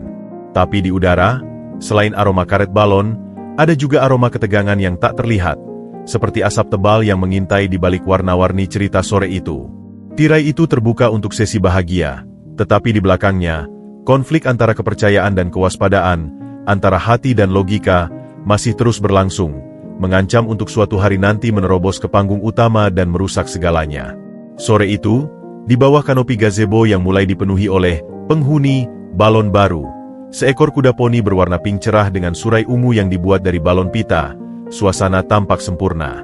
Melia duduk di kursi rodanya dengan selimut favorit berwarna kuning, tertawa melihat Faris yang sedang memerankan adegan di mana kuda poni pink, yang dinamai Sparkle oleh Melia, bertemu dengan Gugu si kelinci untuk pertama kalinya. Gugu kaget karena Sparkle punya sayap, teriak Melia, mengikuti alur cerita. Betul. Gugu pikir itu adalah burung raksasa yang mau makan wortelnya, sahut Faris, membuat suara cempreng untuk Gugu. Bu Indah duduk di bangku sebelah, tersenyum tenang sambil sesekali memotret. Namun, Pak Suroto yang pagi tadi terlibat pertengkaran sengit dengan istrinya, hanya muncul sebentar, mengawasi dari kejauhan dengan tangan bersilang di dada, sebelum kembali ke dalam rumah untuk menerima telepon bisnis yang tak pernah habis. Jarak fisiknya terasa seperti metafora untuk jarak emosional yang ia ciptakan. Setelah adegan pertemuan selesai dan Sparkle diterima dalam komunitas balon di pangkuan Melia, Faris mengambil jeda. Ia duduk di rumput, mengambil botol air minumnya. Melia memperhatikannya dengan mata penuh perhatian. Bang Faris capek? Tanyanya. Sedikit. Tapi senang lihat Sparkle punya teman baru, jawab Faris sambil tersenyum. Ia memperhatikan bahwa meski cerah, ada bayangan kecil di wajah Melia. Kamu kenapa, Mia? Ada yang mau diceritain? Melia memandangi Gugu di tangannya, lalu melihat ke arah rumah, ke jendela kamar tidur lantai 2 yang merupakan kamar orang tuanya. Suaranya berbisik, hampir tak terdengar. Ayah sama bunda bertengkar lagi tadi pagi. Bu Indah, yang mendengar, tertegun. Ia tidak menyangka Melia mendengar. Mereka pikir suara mereka cukup teredam di dalam ruang kerja. Faris merasa hati kecilnya tersentak. Oh, sayang sekali. Tapi terkadang orang dewasa bertengkar untuk hal-hal kecil, kok. Seperti Gugu dan burung peli yang berebut siapa yang lebih dulu terbang ke awan kemarin. Tapi Melia menggeleng. Bukan hal kecil. Aku dengar mereka bilang, uang habis, perusahaan jatuh. Dan, nama Bang Faris. Sekarang, Faris benar-benar terperangah. Ia menoleh ke Bu Indah yang wajahnya memerah campur malu dan sedih. Faris segera memahami. Kecurigaan Pak Suroto tidak hanya menjadi rahasia di balik pintu tertutup, tetapi telah bocor hingga ke telinga sensitif Melia, menambah beban pada anak yang sudah menderita itu. Ah, jadi itu, ucap Faris, berusaha terdengar ringan. Ia berpikir cepat. Ia harus mengalihkan persepsi itu, tidak untuk membela diri, tapi untuk meringankan beban Melia. Kamu tahu, Mia, ayahmu itu CEO. Tugasnya sangat besar. Seperti kapten kapal luar angkasa yang harus bawa semua awaknya selamat ke bulan. Kadang, kapten itu bisa khawatir dan bicara keras. Itu karena tanggung jawabnya besar, bukan karena marah.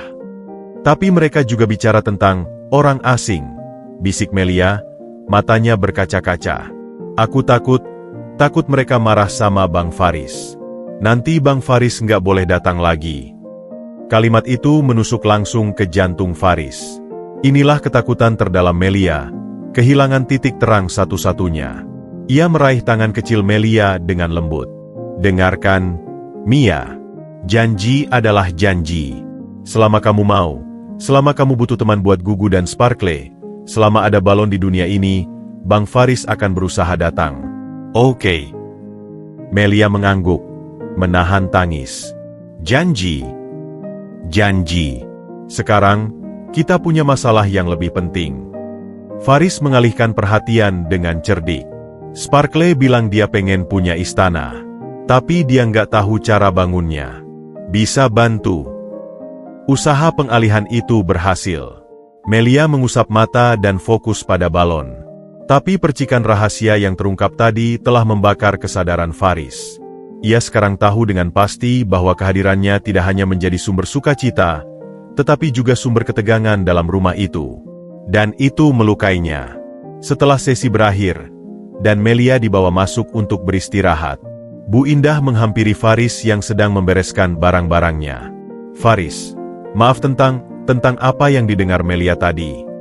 Tidak apa-apa, Bu. Saya mengerti, jawab Faris, tanpa menatap. Suaranya datar. Kami, Suroto, maksudnya, hanya sedang berada di bawah tekanan yang sangat besar. Bukan tentang kamu secara pribadi, tapi tentang orang asing, ucap Faris, akhirnya menatap Bu Indah.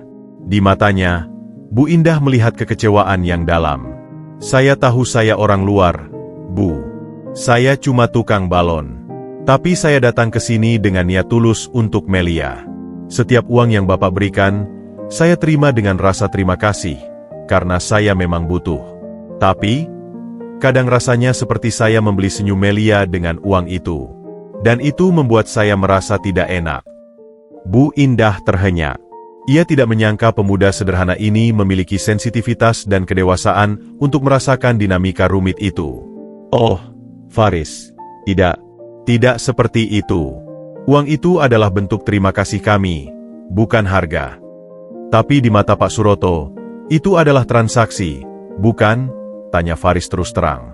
Dan transaksi itu memberinya hak untuk menyelidiki saya, untuk curiga. Bu Indah tidak bisa membantah. Ia hanya bisa diam. Faris menghela napas. Bu, saya bukan orang jahat. Ibu saya di kampung sakit, dan uang dari sini sangat membantu untuk berobatnya. Impian saya cuma lulus kuliah, jadi guru, dan membahagiakan ibu saya. Saya tidak punya energi atau niat untuk menyusahkan keluarga bapak ibu.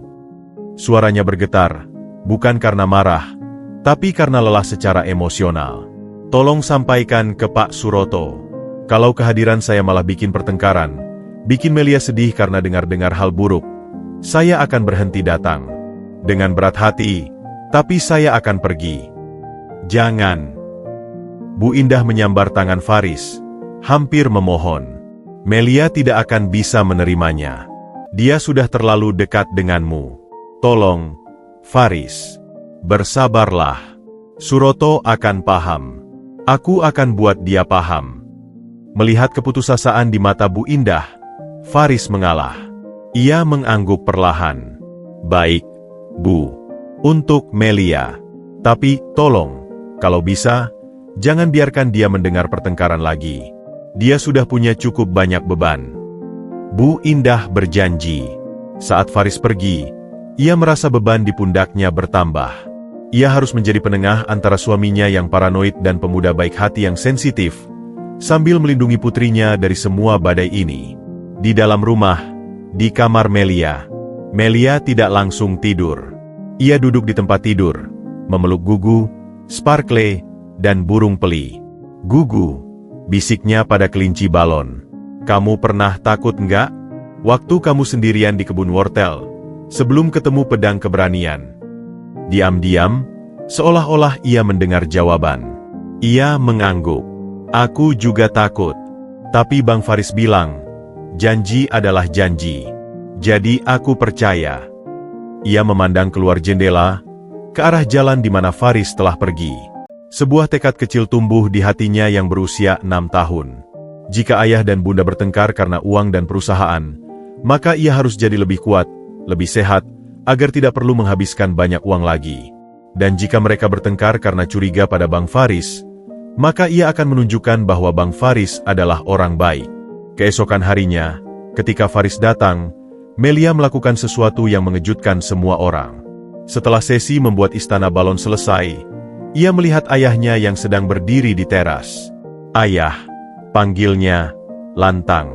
Pak Suroto mendekat. Ya, sayang. Melia mengangkat tangannya, menunjukkan gelang benang sederhana yang ditenun dari beberapa helai benang balon warna-warni, dengan manik-manik kecil dari tutup botol bekas yang dibawa Faris untuk kerajinan. Ini untuk ayah. Buat sendiri dengan bantuan Bang Faris.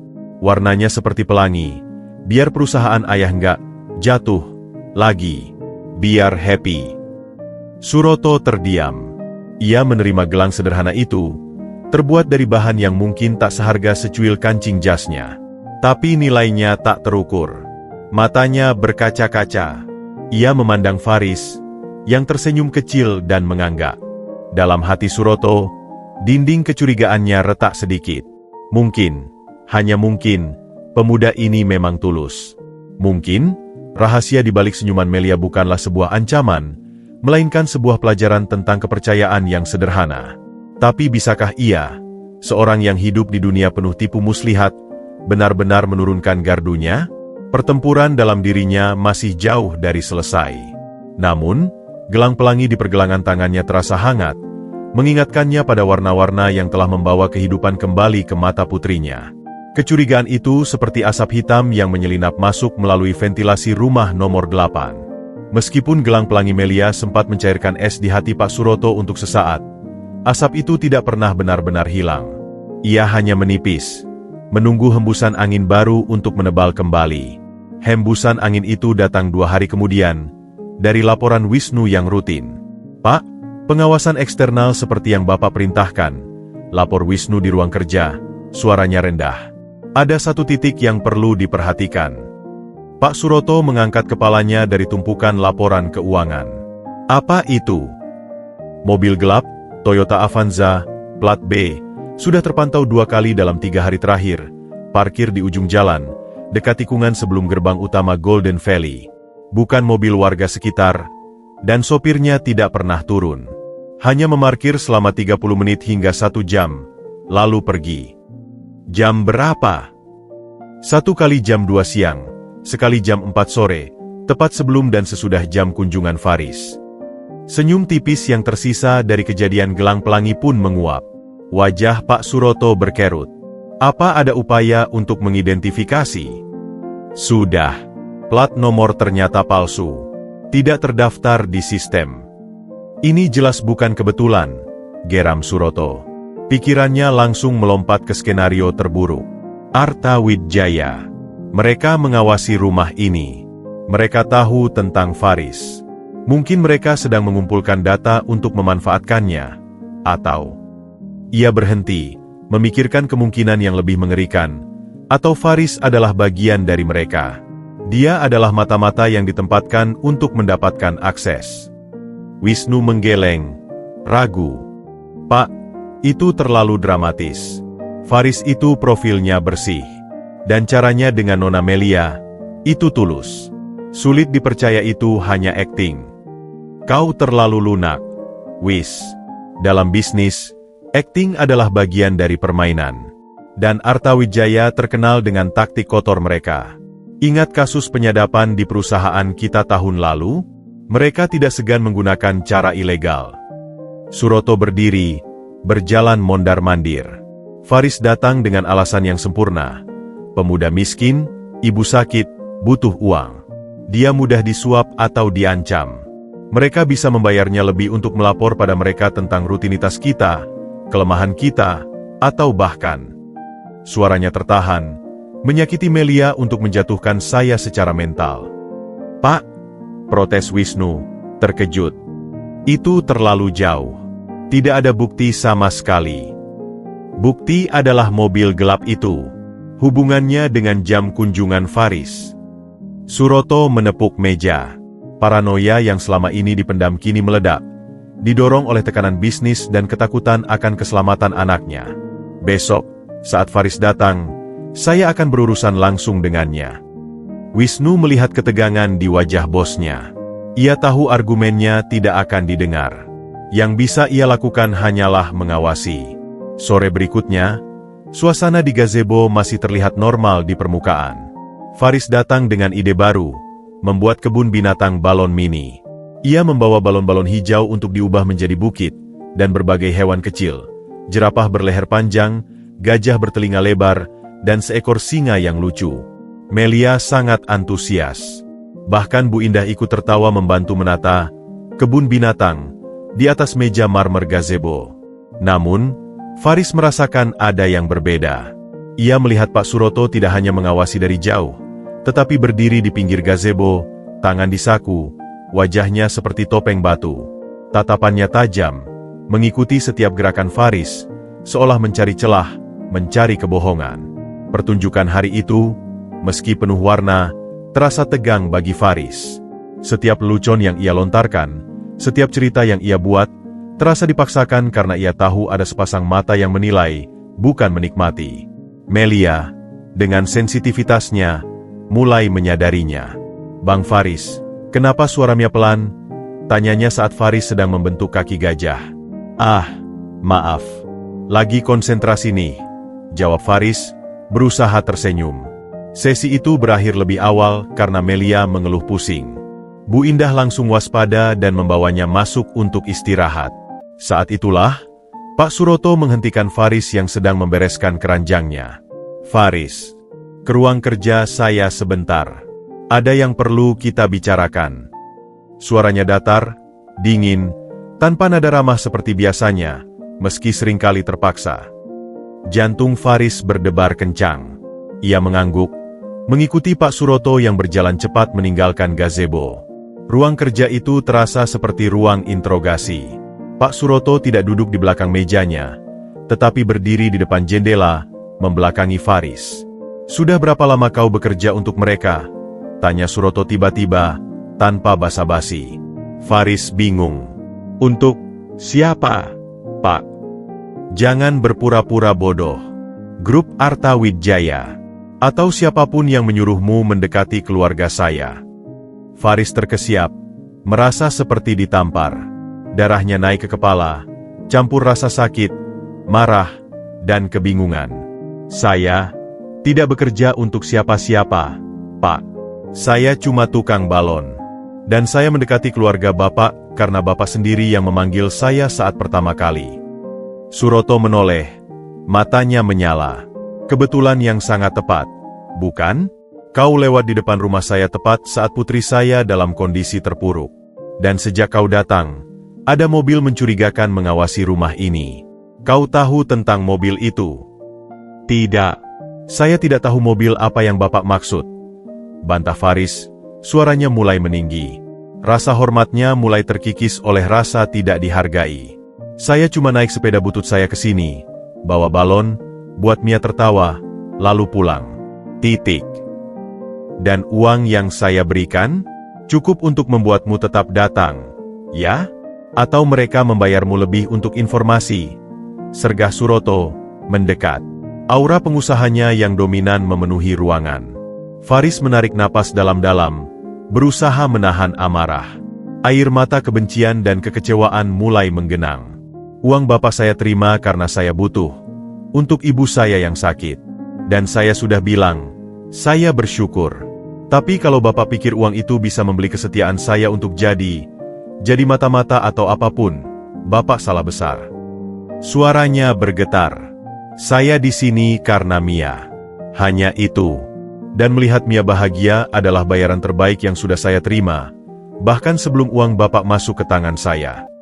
Kata-kata yang bagus, kata Suroto dengan nada sinis. Tapi kata-kata itu murah. Bukti yang mahal. Dan bukti yang saya lihat adalah mobil intai yang muncul bersamaan waktunya dengan kunjunganmu. "Lalu apa yang Bapak mau dari saya?" tanya Faris, sudah hampir putus asa.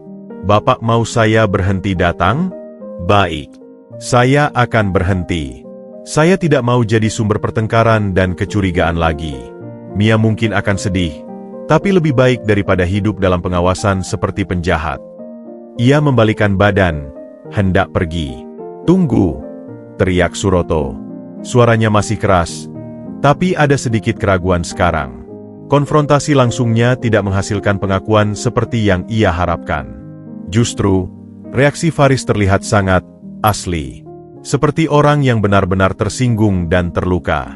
"Kau tidak bisa begitu saja pergi, Melia. Silakan Bapak cari tukang balon lain yang lebih bisa dipercaya," potong Faris tanpa menoleh. "Atau mungkin Bapak bisa beli robot penghibur.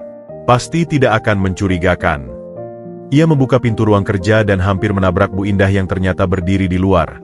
Wajahnya pucat, mendengarkan semua percakapan itu. Matanya penuh air mata. "Faris, maafkan kami," bisik Bu Indah. Faris menggeleng, tidak sanggup berkata-kata. Ia hanya berlalu, melangkah cepat menyusuri koridor, keluar dari rumah megah itu untuk terakhir kalinya, menurutnya. Hatinya hancur. Bukan karena uang yang hilang, tapi karena harga dirinya yang diinjak-injak, dan karena ia harus memutuskan janji pada Melia. Dia mengayuh sepedanya dengan cepat, mata berkabut. Ia tidak melihat mobil Toyota Avanza gelap yang parkir di tikungan, dan juga tidak melihat seorang pria di dalamnya yang sedang mengangkat telepon lensa panjang, mengambil foto kepulan asap knalpot sepedanya yang pergi tergesa-gesa. Di ruang kerja, Pak Suroto berdiri kaku. Kata-kata terakhir Faris menggema di kepalanya. Robot penghibur. Pasti tidak akan mencurigakan. Ia melihat gelang pelangi di pergelangannya, dan tiba-tiba merasa sangat malu. Tapi rasa takutnya masih lebih besar. Ia berbalik ke komputer, melihat rekaman dari kamera pengawas tersembunyi di gazebo tadi. Ia memutar ulang adegan di mana Faris membuat singa kecil untuk Melia. Di wajah Faris, ia tidak melihat kelicikan atau niat jahat. Ia melihat konsentrasi, lalu senyum tulus saat Melia tertawa. Wisnu masuk dengan wajah tegang. "Pak, tim keamanan melaporkan, mobil gelap tadi pergi sesaat setelah Faris meninggalkan kompleks. Mereka mencoba mengikuti, tetapi mobil itu menghilang di lalu lintas padat." "Ini semakin jelas," gumam Suroto, tapi suaranya tidak lagi seyakin tadi. Keraguan mulai menggerogoti keyakinannya. Apakah ia baru saja mengusir satu-satunya orang yang bisa membuat putrinya tersenyum? Karena paranoia yang mungkin salah alamat? Dari lantai atas, tangisan Melia yang meledak-ledak tiba-tiba terdengar, diikuti suara Bu Indah yang berusaha menenangkan. "Aku mau Bang Faris. Dia janji nggak pergi. Janji." Tangisan itu seperti pisau yang menancap di hati Suroto. Ia telah membuat keputusan berdasarkan kecurigaan, dan sekarang konsekuensinya datang. Anaknya yang sakit kembali terjatuh ke dalam jurang kesedihan, dan ia sendiri merasa seperti seorang penjahat yang baru saja mengusir malaikat penjaga dari rumahnya. Pengintaian dan kecurigaan telah memenangkan pertempuran, tetapi perang untuk kesembuhan putrinya, dan mungkin untuk jiwanya sendiri, baru saja menderita kekalahan yang pahit. Kepedihan yang ditanggung Faris dalam perjalanan pulang malam itu bukan jenis yang bisa diredam oleh angin sepau-sepau. Rasanya seperti isi perutnya dicongkel, dan dadanya ditekan beban yang membuatnya sesak napas. Ia tidak pulang ke indekos. Ia mengayuh tanpa arah, melintasi lampu-lampu jalan yang mulai menyala, menyusuri jalanan yang semakin ramai dengan orang-orang pulang kerja. Tangannya masih gemetar menggenggam setang sepeda, bukan karena dingin, tapi karena amarah yang tertahan dan rasa malu yang membakar. Akhirnya, ia berhenti di sebuah taman kota yang sudah sepi. Ia menurunkan sepedanya dan duduk di bangku kayu yang lapuk, memandangi kolam air mancur yang sudah dimatikan. Di sini, jauh dari kemewahan Golden Valley, ia merasa bisa bernapas lagi, meski napasnya masih terasa berat. Pikirannya berputar liar. Mata-mata? Ia, Faris, yang hidupnya hanya berputar dari kampus ke tempat kerja serabutan, ke rumah sakit virtual untuk menanyakan kondisi ibu, lalu mengulanginya lagi. Ia, yang keahlian terbesarnya adalah memelintir balon menjadi bentuk lucu dan bercerita pada anak-anak. Bagaimana mungkin seorang CEO hebat bisa menganggapnya sebagai ancaman? Rasa tidak berdaya itu menyakitkan. Tapi yang lebih menyakitkan adalah ia harus mengkhianati janji pada Melia. Bayangan mata Melia yang penuh kepercayaan saat mereka berjanji dengan kelingking, membuat dadanya sesak. Teleponnya berdering. Rudy, temannya. "Hei, Far, ada job kecil buat besok pagi. Bantuin dekorasi balon buat ulang tahun anak bos gudang. Bayaran lumayan. Mau?" Suara Rudy yang riang terasa seperti tamparan di dunia realitasnya yang baru saja hancur. "Maaf, Ruth. Aku lagi nggak enak badan. Mungkin nggak bisa," jawab Faris. Suaranya parau. "Loh, suaramu gimana sih? Kenapa? Kamu oke?" "Oke, cuma capek. Lain kali ya." Ia menutup telepon sebelum Rudy bertanya lebih lanjut. Ia duduk lama di sana, hingga lampu jalan menyala semua dan langit berubah menjadi ungu tua. Keputusan harus diambil. Ia tidak bisa kembali ke rumah nomor 8. Kecurigaan Pak Suroto telah meracuni segalanya.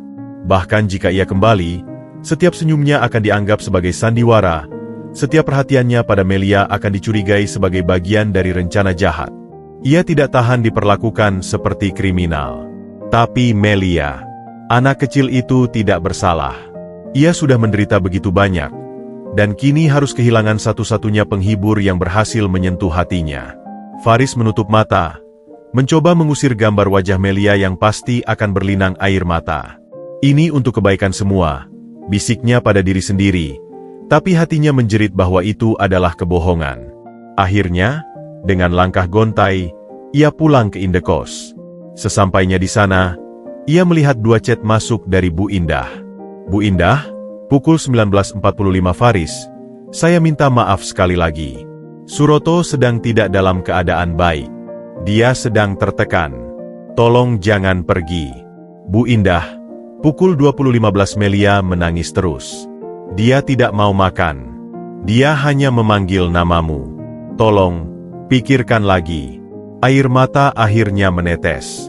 Faris menatap layar ponselnya, jarinya menggantung di atas keyboard, tidak tahu harus membalas apa. Membalas? Iya, berarti ia harus kembali pada situasi yang merendahkan martabatnya. Membalas? Tidak, berarti menghancurkan hati seorang anak yang sudah rapuh. Ia memilih untuk tidak membalas. Ia mematikan ponselnya. Malam itu, ia tidur dengan gelisah. Mimpi buruk tentang balon-balon yang pecah berdesakan dan tangisan anak kecil dari kejauhan. Keesokan harinya, di rumah nomor 8, kekacauan sedang terjadi. Melia mengalami kemunduran yang drastis dan cepat. Setelah semalaman merengek dan menangis, paginya ia demam tinggi. Dokter yang dipanggil mendapati tanda-tanda infeksi sekunder. Yang lebih mengkhawatirkan adalah kondisi psikisnya. Ia menarik diri total. Tidak mau bicara, tidak mau melihat siapapun, bahkan pada Bu Indah. Ia hanya memeluk gugusi kelinci balon yang sudah mulai kempes, dan sesekali bergumam, "Janji, dia janji." Bu Indah, dengan mata bengkak karena menangis dan kurang tidur, akhirnya menghadapi suaminya di ruang makan. "Lihat apa yang kau lakukan," hardiknya, suara yang biasanya lembut kini penuh amarah yang meledak. "Kau mengusir satu-satunya cahaya dalam hidupnya. Dan untuk apa? Untuk kecurigaan kosongmu." "Itu bukan kecurigaan kosong, Indah. Ada mobil intai," balas Suroto, tetapi suaranya sudah tidak seyakin sebelumnya. Melihat kondisi Melia yang seperti sayuran kecil di atas tempat tidur, keyakinannya goyah. "Dan apa hubungannya dengan Faris? Kau punya bukti?" "Tidak. Kau hanya paranoia. Dan sekarang anak kita membayar harga untuk paranoiamu," teriak Bu Indah, melemparkan gelas air di tangannya ke lantai. Kaca pecah berhamburan, mencerminkan keadaan hati mereka. Dokter bilang semangatnya adalah kunci. Kunci itu adalah Faris. Dan kau kunci dia di luar. "Lalu apa yang kau mau aku lakukan? Memohon pada pemuda itu untuk kembali setelah aku menuduhnya sebagai mata-mata?" tanya Suroto, suaranya penuh keputusasaan. "Ya, itulah yang harus kau lakukan. Jatuhkan egomu yang terlalu tinggi itu. Suro, ini bukan tentang kau atau perusahaanmu. Ini tentang nyawa anak kita." Pertengkaran mereka terdengar hingga ke kamar Melia. Meski tidak memahami semua kata, ia mendengar nada suara yang keras, marah, dan putus asa. Ia menarik selimut sampai menutupi kepalanya, berusaha menghilang. Di dalam kegelapan itu, janji Faris terasa seperti mimpi indah yang kejam. Mungkin semuanya memang hanya hayalan. Mungkin tidak ada Gugu, tidak ada Sparkle, tidak ada Bang Faris yang ramah. Hanya ada sakit, kesunyian, dan suara ayah bunda yang bertengkar. Sementara itu, Faris mencoba melanjutkan hidupnya. Pagi itu, ia pergi ke kampus untuk mengumpulkan tugas. Tapi pikirannya melayang. Saat melewati lapangan, ia melihat sekelompok anak-anak bermain. Seorang anak laki-laki kecil terjatuh dan mulai menangis. Seorang kakaknya segera menghampiri, mengangkatnya, dan berkata, "Janji nggak nangis lagi, nanti dibeliin es krim." Anak itu mengangguk, masih terseduh. Kata, "Janji," itu seperti pukulan bagi Faris. Ia membalikan badan dan berjalan cepat meninggalkan kampus. Ia tidak bisa tahan. Ia pergi ke tempat langganannya membeli balon. Pemiliknya, Pak Joko, seorang bapak separuh baju, menyapanya. Faris, dari kemarin kelihatan murung. Ada masalah? Faris menghela napas. Aku berhenti dari satu job, Pak. Job yang di Golden Valley itu? Yang bayarannya bagus? Tanya Pak Joko. Faris pernah cerita sekilas. Faris mengangguk. Kenapa? Dizalimi? Tidak juga. Hanya, sudah tidak cocok. Faris tidak ingin menceritakan detailnya.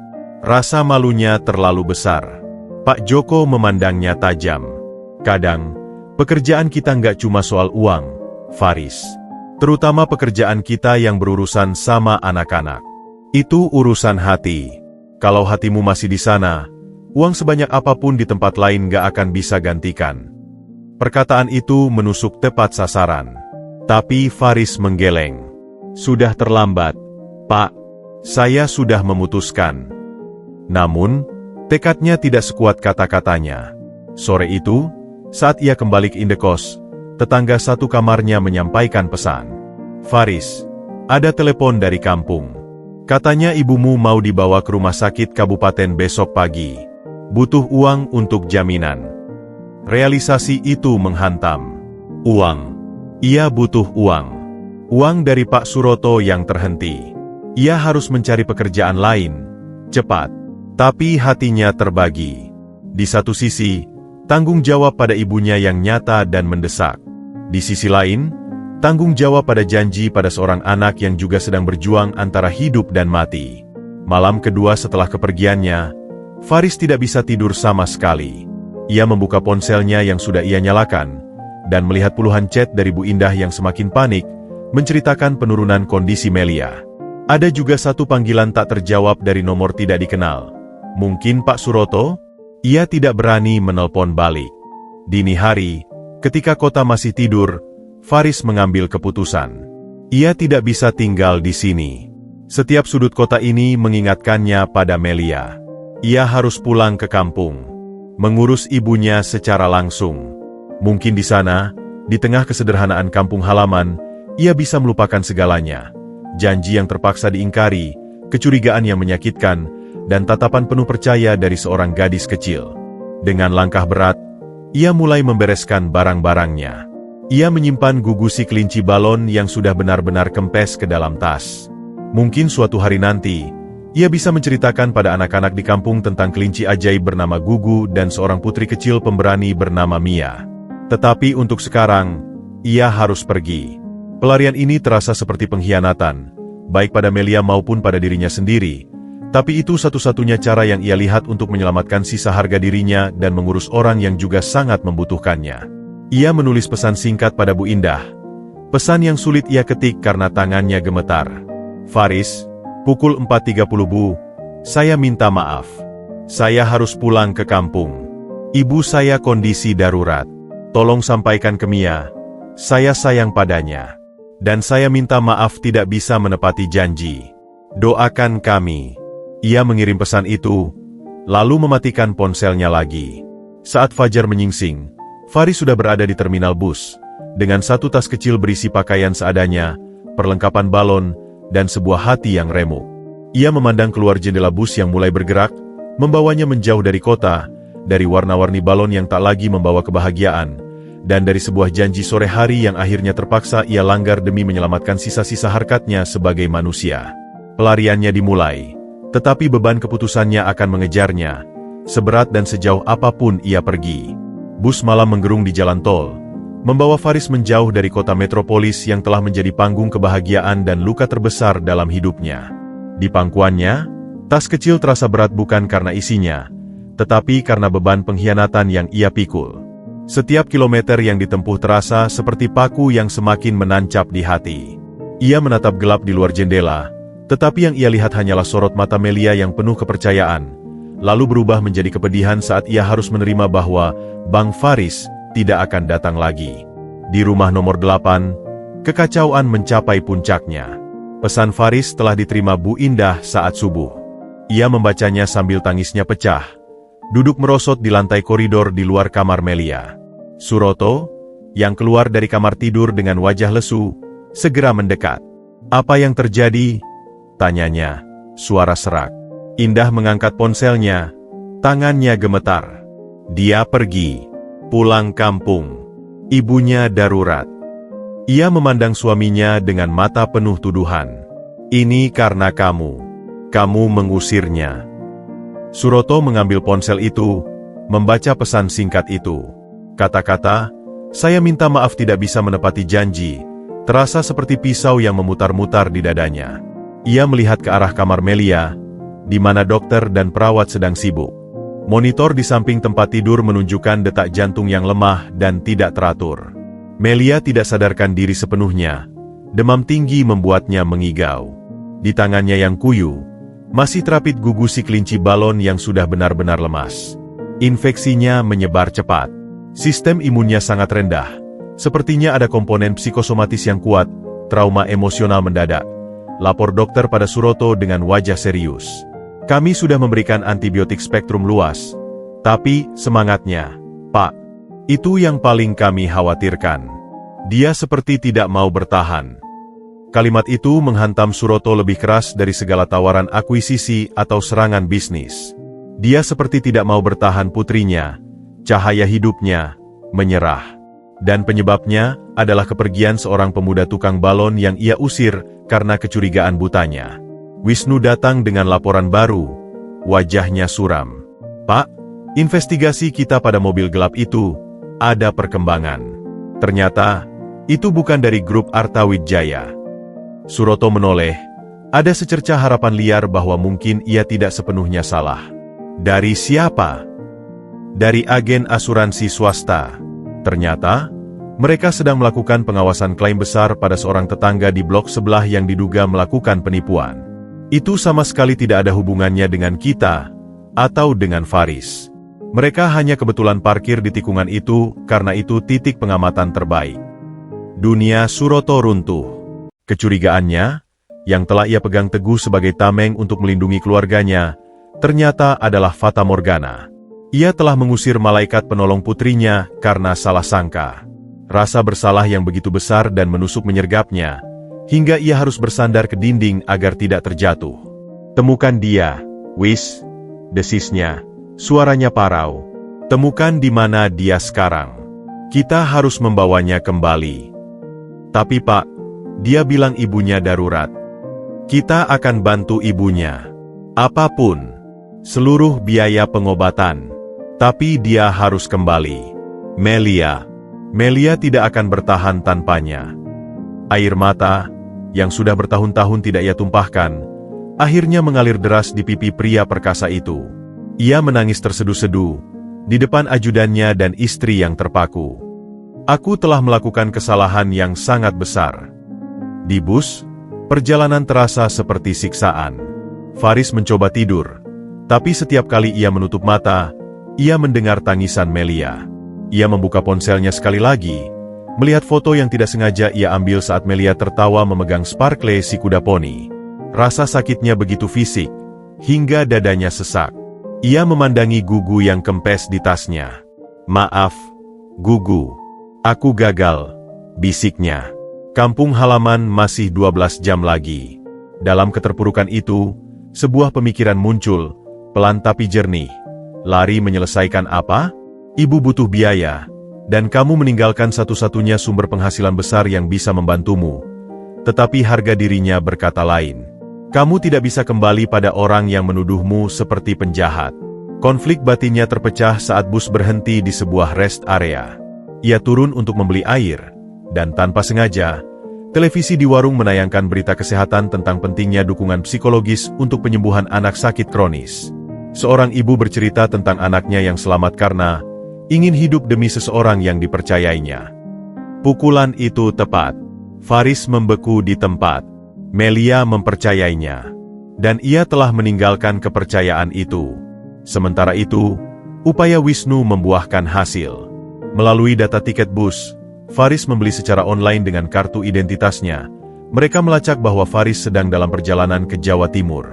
Mereka juga mendapatkan kontak tetangga Faris di kampung dari data awal investigasi.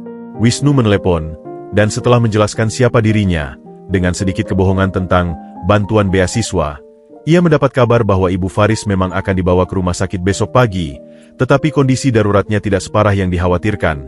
Masih ada waktu. Wisnu melapor ke Suroto. Kita punya waktu, Pak. Tapi kita harus cepat.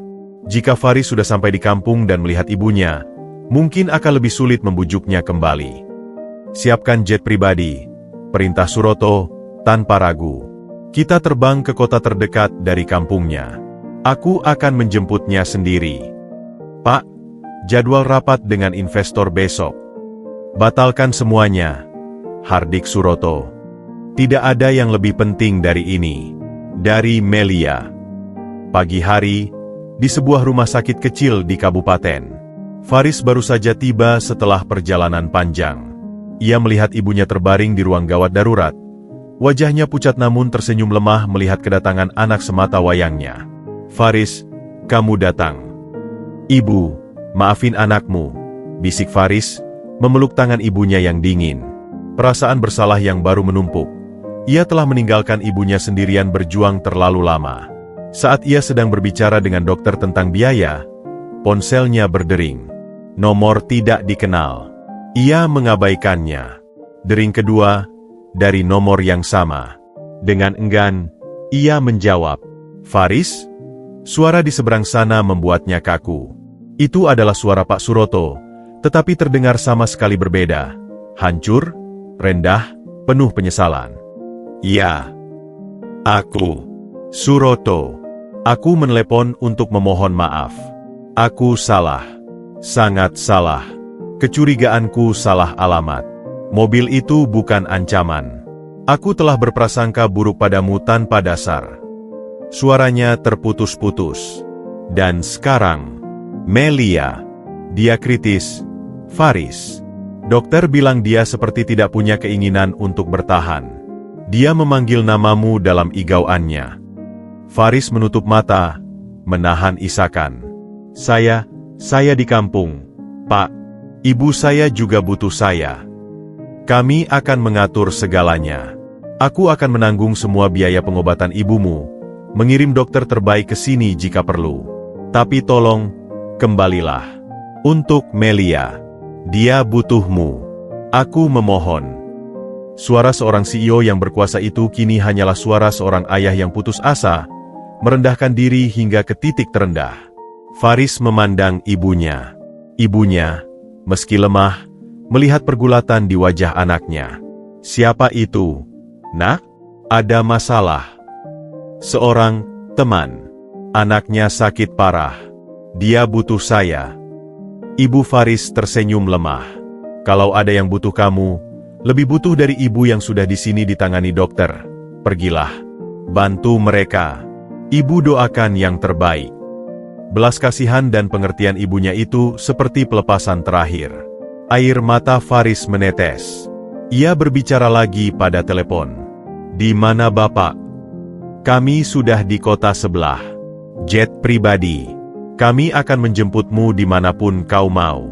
Cukup beritahu lokasi. Faris memberitahukan lokasi rumah sakit. 2 jam kemudian, sebuah mobil SUV mewah muncul. Yang keluar bukan hanya supir, tetapi Pak Suroto sendiri. Pria itu tampak 10 tahun lebih tua. Matanya merah, pakaiannya tidak sempurna seperti biasanya. Ia melihat Faris, dan tanpa banyak kata, ia merengkuh bahu pemuda itu. Maafkan aku, bisiknya, suara bergetar hebat. Ayo kita selamatkan putriku. Dan aku berjanji, tidak akan ada lagi kecurigaan. Keluargaku adalah keluargamu sekarang. Perjalanan pulang dengan jet pribadi terasa seperti mimpi. Faris duduk diam, memegang tas yang berisi gugu. Pak Suroto menjelaskan semua bantuan yang telah ia atur untuk Ibu Faris. Ambulans khusus, dokter spesialis yang sedang diterbangkan dari Surabaya, serta jaminan semua biaya. Saat mereka mendarat dan melaju kencang menuju rumah nomor 8, hari sudah sore. Faris tidak lagi memikirkan harga diri atau uang. Ia hanya memikirkan seorang gadis kecil bernama Mia yang mungkin sedang berjuang di ujung tanduk. Rumah itu terasa sunyi dan muram. Bu Indah menyambutnya di pintu.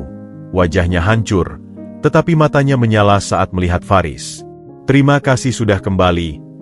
"Terima kasih." "Di mana Mia?" tanya Faris, langsung ke inti. "Di atas." Dia hampir tidak responsif. Faris berlari menaiki tangga, melewati para dokter yang terkejut melihat pemuda berpakaian sederhana itu. Ia masuk ke kamar yang dipenuhi alat medis. Di tengahnya, Melia terbaring seperti boneka porselen yang retak. Ia hampir tidak bisa mengenalinya. Dengan hati-hati, Faris mendekat. Ia mengeluarkan gugu yang kempes dari tasnya, lalu dari sakunya, ia mengeluarkan sebuah balon baru berwarna putih, pompa kaki, dan spidol. Ia mulai meniup, memelintir, di samping tempat tidur Melia. Para dokter dan perawat hendak protes, tetapi Bu Indah menghentikan mereka dengan isyarat tangan. Dalam keheningan kamar, hanya terdengar suara gesekan balon dan napas Faris yang berat.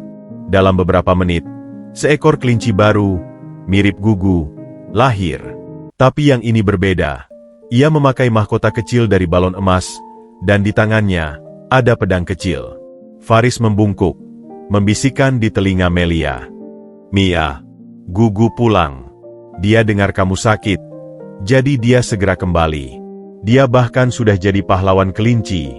Lihat, dia punya pedang baru untuk usir semua monster penyakit." Tidak ada reaksi. Faris terus berbicara, suaranya lembut namun tegas, menceritakan petualangan Gugu mencari obat ajaib di bulan, tentang bagaimana Gugu tidak pernah menyerah karena janjinya pada sang putri. Lama sekali, tidak terjadi apa-apa. Lalu, jari kelingking Melia bergerak. Sangat halus. Kelopak matanya bergetar. Perlahan, sangat perlahan, mata itu terbuka. Pupilnya yang redup mencari-cari, lalu menemukan wajah Faris, dan balon kelinci di tangannya. Bibirnya yang pecah-pecah bergerak. Suaranya nyaris tak terdengar, seperti angin. "Gugu, janji." "Ya," bisik Faris. Airnya mengalir tanpa bisa dibendung. Gugu janji, dan dia kembali. Dan Bang Faris juga. Janji adalah janji. Melia mencoba tersenyum. Sangat tipis. Tapi itu ada. Dan di monitor, garis detak jantung yang datar mulai menunjukkan lonjakan kecil, lalu semakin kuat, semakin stabil. Dokter memandang takjub. Bu Indah memeluk Suroto. Keduanya menangis hebat. Faris hanya duduk di lantai, meletakkan kelinci balon baru di sisi Melia, memegang tangannya yang kecil. Titik nadir telah terlewati. Dalam keputusasaan terdalam, sebuah kepulangan, sebuah permintaan maaf, dan sebuah janji yang ditepati telah menyulut kembali cahaya yang nyaris padam. Perjalanan mereka belum selesai, tetapi untuk pertama kalinya, semua orang di ruangan itu percaya bahwa cahaya itu akan terus menyala, dan akan membawa mereka semua, Faris, Melia, Suroto, Indah, keluar dari kegelapan, bersama-sama.